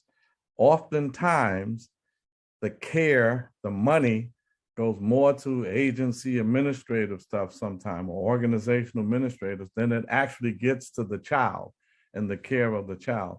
So I would like to know more about that and about kinship care and how we can prevent, some of these cases. But I'm concerned about, just like with the homeless questions I raised around the homeless, there's a lot of not-for-profits and for-profit organizations making a lot of money off our misery, whether it's child care services or homeless care services or workforce development, and all of these usually white not-for-profits or for-profits make big money off of contracting with city agencies. So that's one concern I have.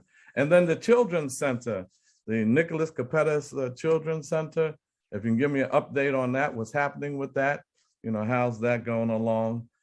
And then child protection. How do you determine when a child should be really removed from the home?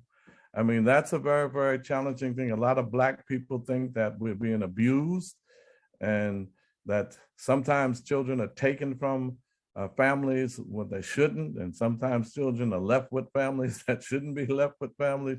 So just how do you determine when a child should be removed? And do you make physical home visits or virtual home visits, virtual visits, with this pandemic, did it turn into virtual visits? And then here's the big one. Raise the age. The mayor thinks that we should keep young people, 15, 16, 17-year-olds in adult court and in adult facilities as opposed to family court.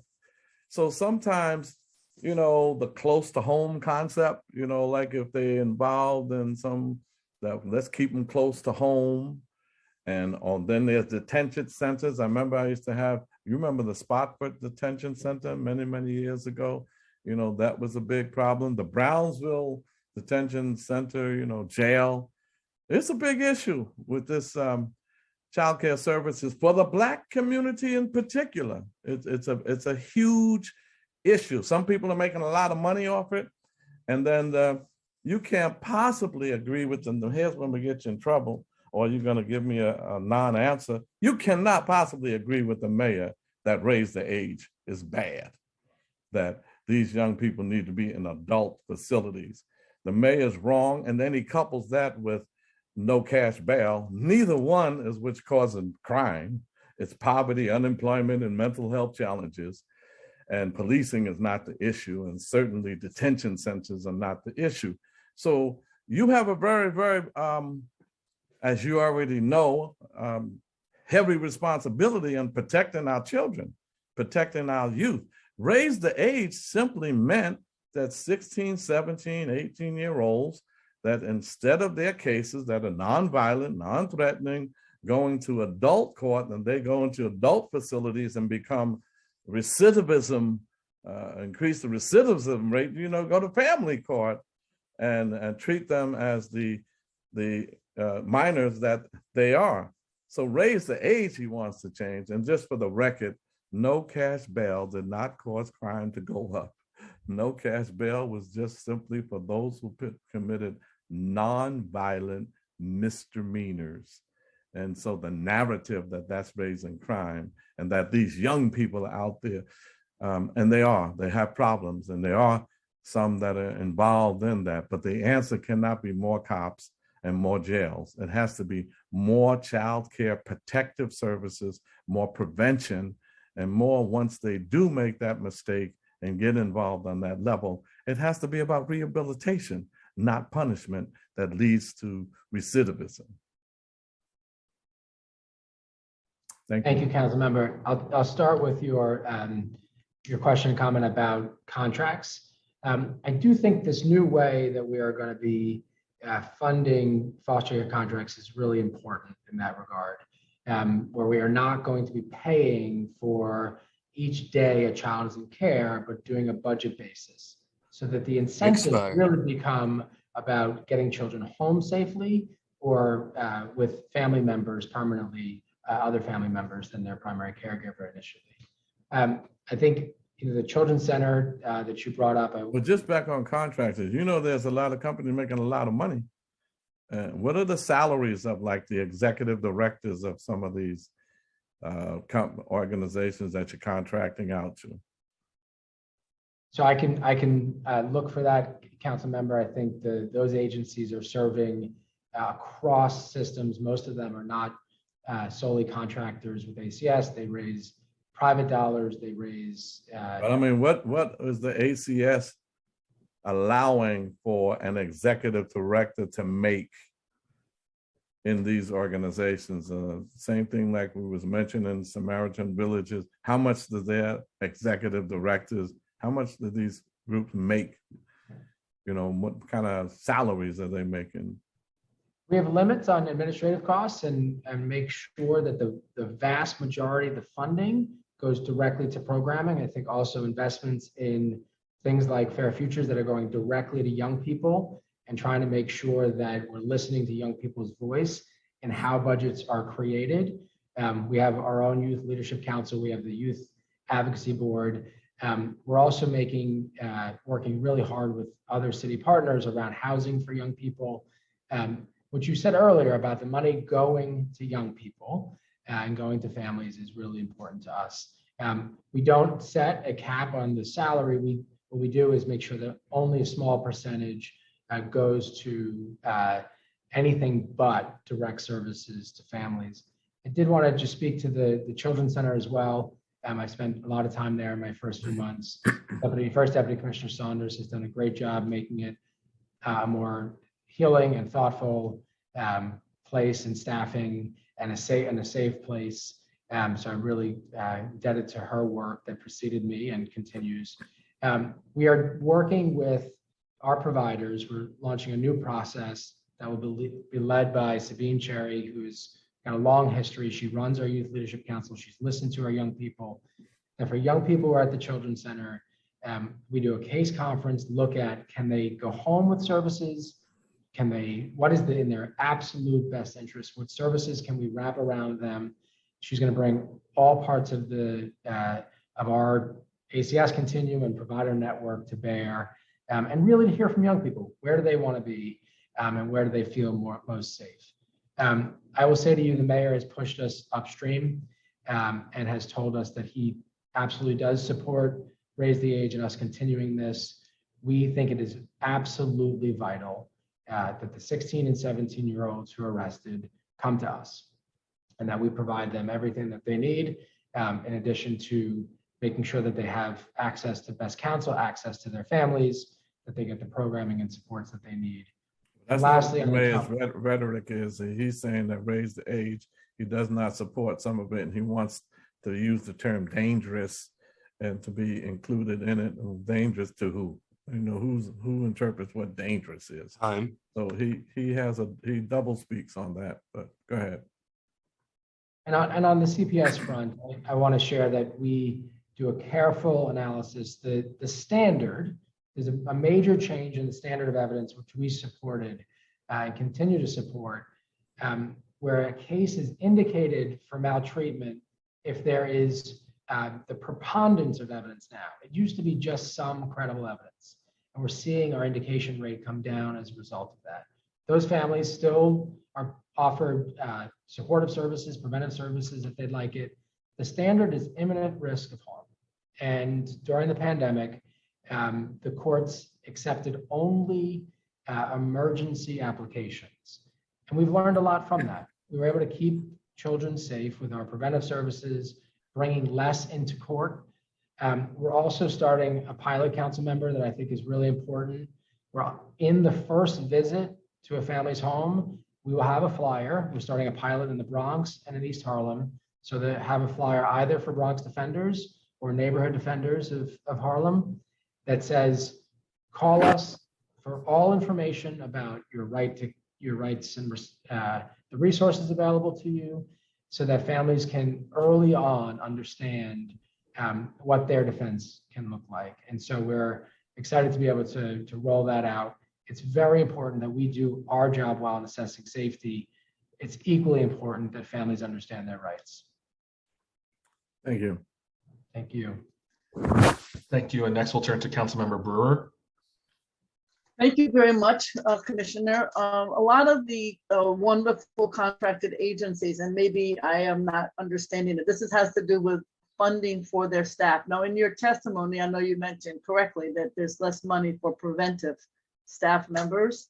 What they tell me of these agencies, that they have foster care, obviously support in terms of staff, and preventive, but the foster care will be able to get some funding to do the COLAs or whatever is so deserved, but the preventive not. But it makes it hard on the agencies, because how can you have two people working together, one gets increased and the other doesn't? Is that something that is across the board, and how are you dealing with it? And is that really a situation? Yes, it is. And this stems from a state decision to fund the cost of living at 5.4% for foster care, but not for preventive. And we're disappointed in that decision. And we look forward to working with the council as we go forward towards adoption on this. Okay, because I mean, that's not fair to the agencies at all. And I don't even know why I should fall on the council. Are you doing anything about it, or just waiting for the council? We're in conversations with OMB, but understand also that this is an important council priority. So I would say both. Okay. Next is, when you talk about childcare, thank goodness for the funding. Do you talk, is it a situation where DOE, they will be contracting, or you'll be contracting with nonprofit childcare centers, or just with the ones that are run by the DOE, or how is that going to play out? Or you don't know yet? Because there are obviously lots of nonprofits. There are also a lot of, I'm not so supportive of some of the for-profit childcare centers. So how does this funding get allocated in terms of spots? So ACS only does the voucher system. And so our job is to determine eligibility and get families that voucher.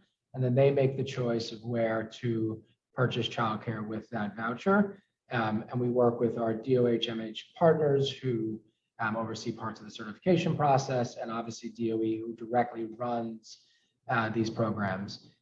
There's availability in the DOE programs, and we will be expanding the voucher program significantly, getting through the entire wait list.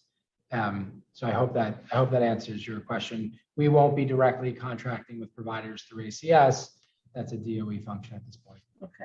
And then NYCC has a family partnership. So I have a lot of situations where there is a family situation at NYCC. I've got one now with a couple of young people, mothers on drugs, kids are challenging. So I guess the first thing we do is we call family partnership. I love NYCC, but I can't tell you that their human services, social services are the best.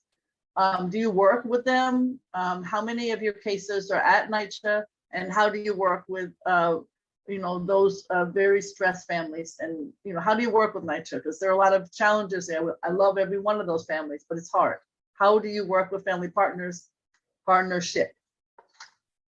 So we have community partnership programs as well in a number of communities around the city, including many that have NYCC facilities.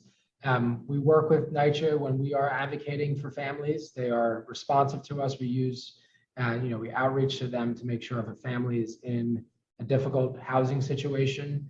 We're also working with them around this housing vouchers, the emergency housing vouchers, both for young people and for families. We're working with them, with HPD, with DHS.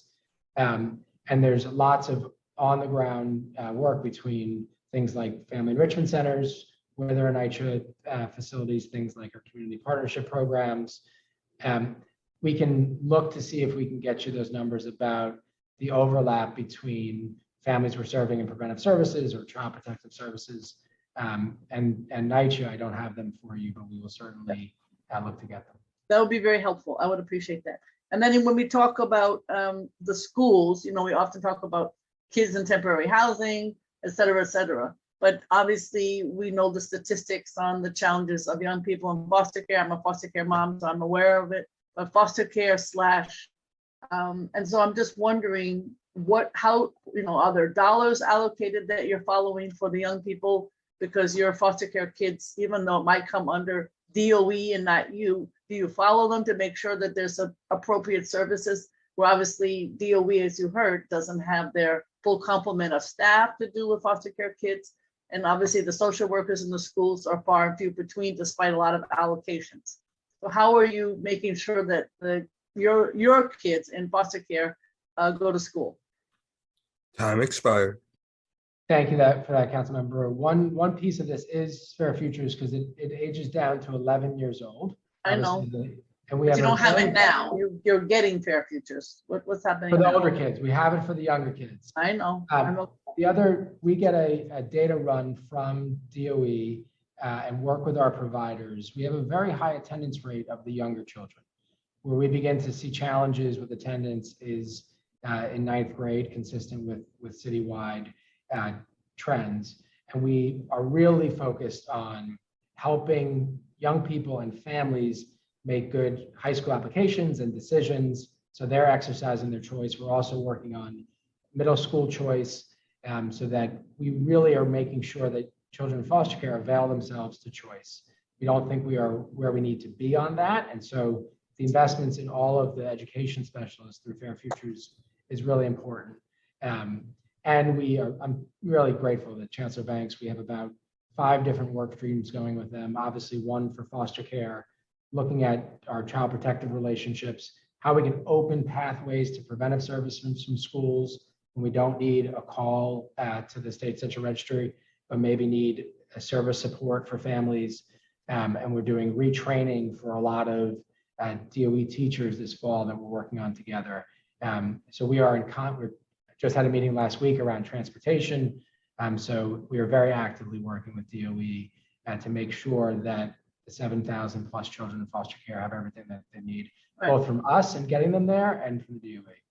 Could you give the committee some dollar figures? Because on the DOE end, it's great, but there's nobody home. Maybe there will be, but they don't have staff. So I would appreciate you getting the numbers to the committee as to what you're putting in terms of staff and allocation to make sure that kids are able to finish school. I know Fair Futures before anybody else. I was there at the first meeting. I got it, but they're not all there yet, and they can't do it all. So I'd love to know what your numbers are also. Thank you very much. Right. Thanks, Councilman. We'll include education specialists at the provider agencies, not Fair Futures, and the work that we do. We have staff centrally who coordinate a lot of support on this. So we'll get you that. Next, we'll turn to Councilmember Sanchez. Starting time. Good afternoon, Commissioner, and thank you so much for participating in this hearing, and good afternoon to our chairs, and thank you for your endurance since this morning. So my question is around emergency removals that are extremely traumatic events, of course, for children, and particularly what are ACS's protocols around emergency removals in terms of serving the child, mental health services, supports, long-term supports, because it is, these are such traumatic events for the children. Thank you so much for this question, Council Member. We want to avoid emergency removals as often as possible. Emergency removals are removals that a child protective specialist and their supervisor and their manager have made a decision that must happen in the moment. Typically, what's happening is that there's not a primary caregiver available at that moment. So we're making an emergency removal, or there's some very significant imminent risk of harm. The protocol is then to hold a child safety conference the very next day, or that day if we can make that happen. And then also following that child safety conference to be into court.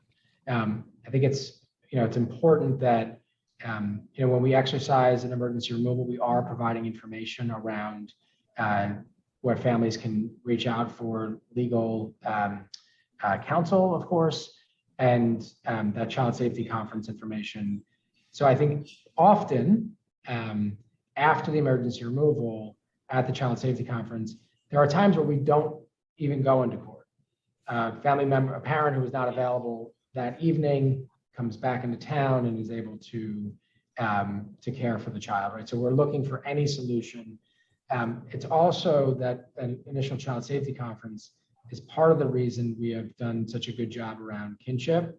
We're able to get 55% of new children coming into care with families. But to back up to the original premise, we don't want to be doing emergency removals unless they are absolutely necessary. So we have very careful quality assurance looks at that, and it's something that we watch constantly, not only the rate of emergency removals, but our practice within them and whether it was necessary. Thank you. And this is an anecdote, but I know it does happen. I remember being a child, and it was actually a situation where there was a dispute between my mother and the landlord, and landlord called ACS. I mean, obviously, this was a couple years ago, but she called ACS in a vindictive way, right, to say that my parents were abusing us, me and my siblings.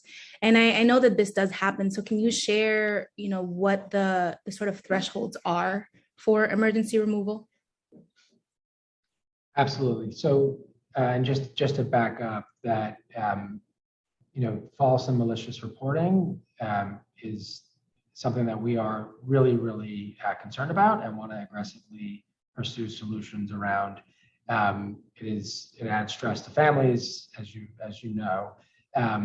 So the State Central Registry is making the decision of whether to accept that case. So there's a state decision, and then they send it to us. Then there is the decision of whether we can go down the CARES track. If there's not a serious abuse allegation, we can go down the CARES track, which would have changed that experience, I imagine. And then finally, when we are doing an investigation, it is only on a very, very small percentage of cases that we are seeking any court involvement, less than 10%. And so we are most often offering services, sometimes saying, once we do our safety assessment, sometimes just closing out the case. I think we want to look at ways in which the state can promulgate rules for local districts of social service so that we can have some administrative process where a family can say, I'm being abused by someone through the SCR. Sometimes we see false and malicious reporting. There's a lot of conversation about anonymous reports, but often they're not anonymous, and someone continues to call maliciously. And so some administrative process where we could do a review and somehow limit the intrusion on families who are repeatedly being false and maliciously reported against.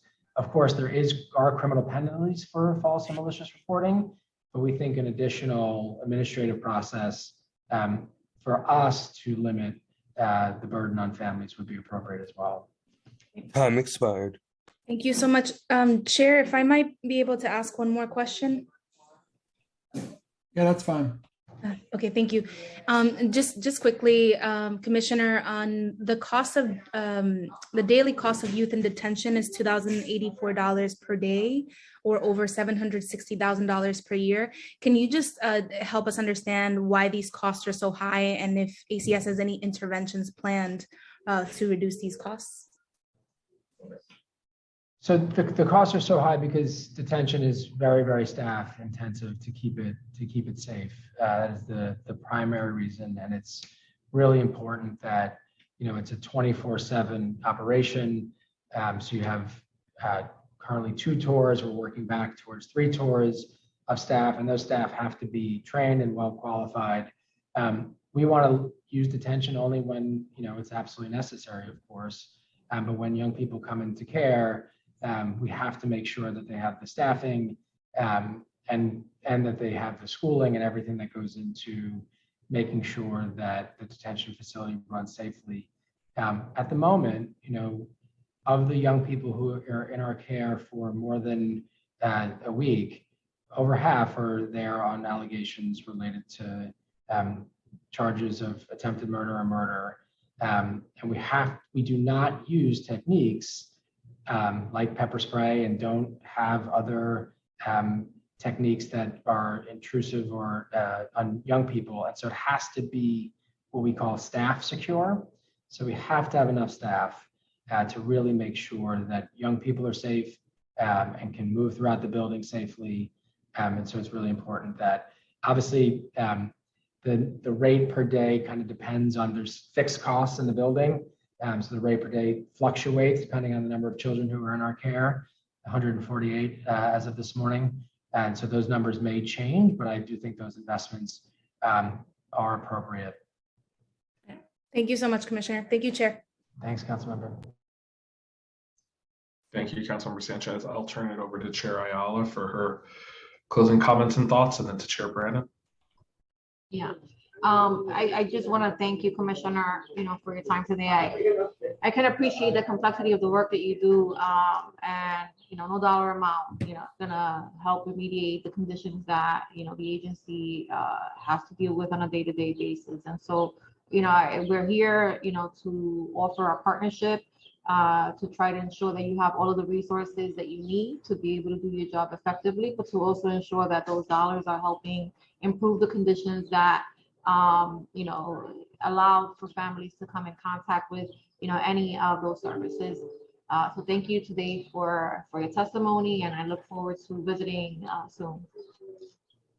Thank you, Deputy Speaker. I just want to thank you so much for your partnership. First Deputy Commissioner Saunders spoke earlier about your visit to detention, and it goes for that. Our staff, as she said, are not only still talking about it, I think you really inspired them with your connection to this work, and certainly inspired me. And just appreciate all the support and your advocacy for us to move upstream, and we look forward to continuing to partner with you. Thank you. Thank you, Commissioner. Thank you to your whole team.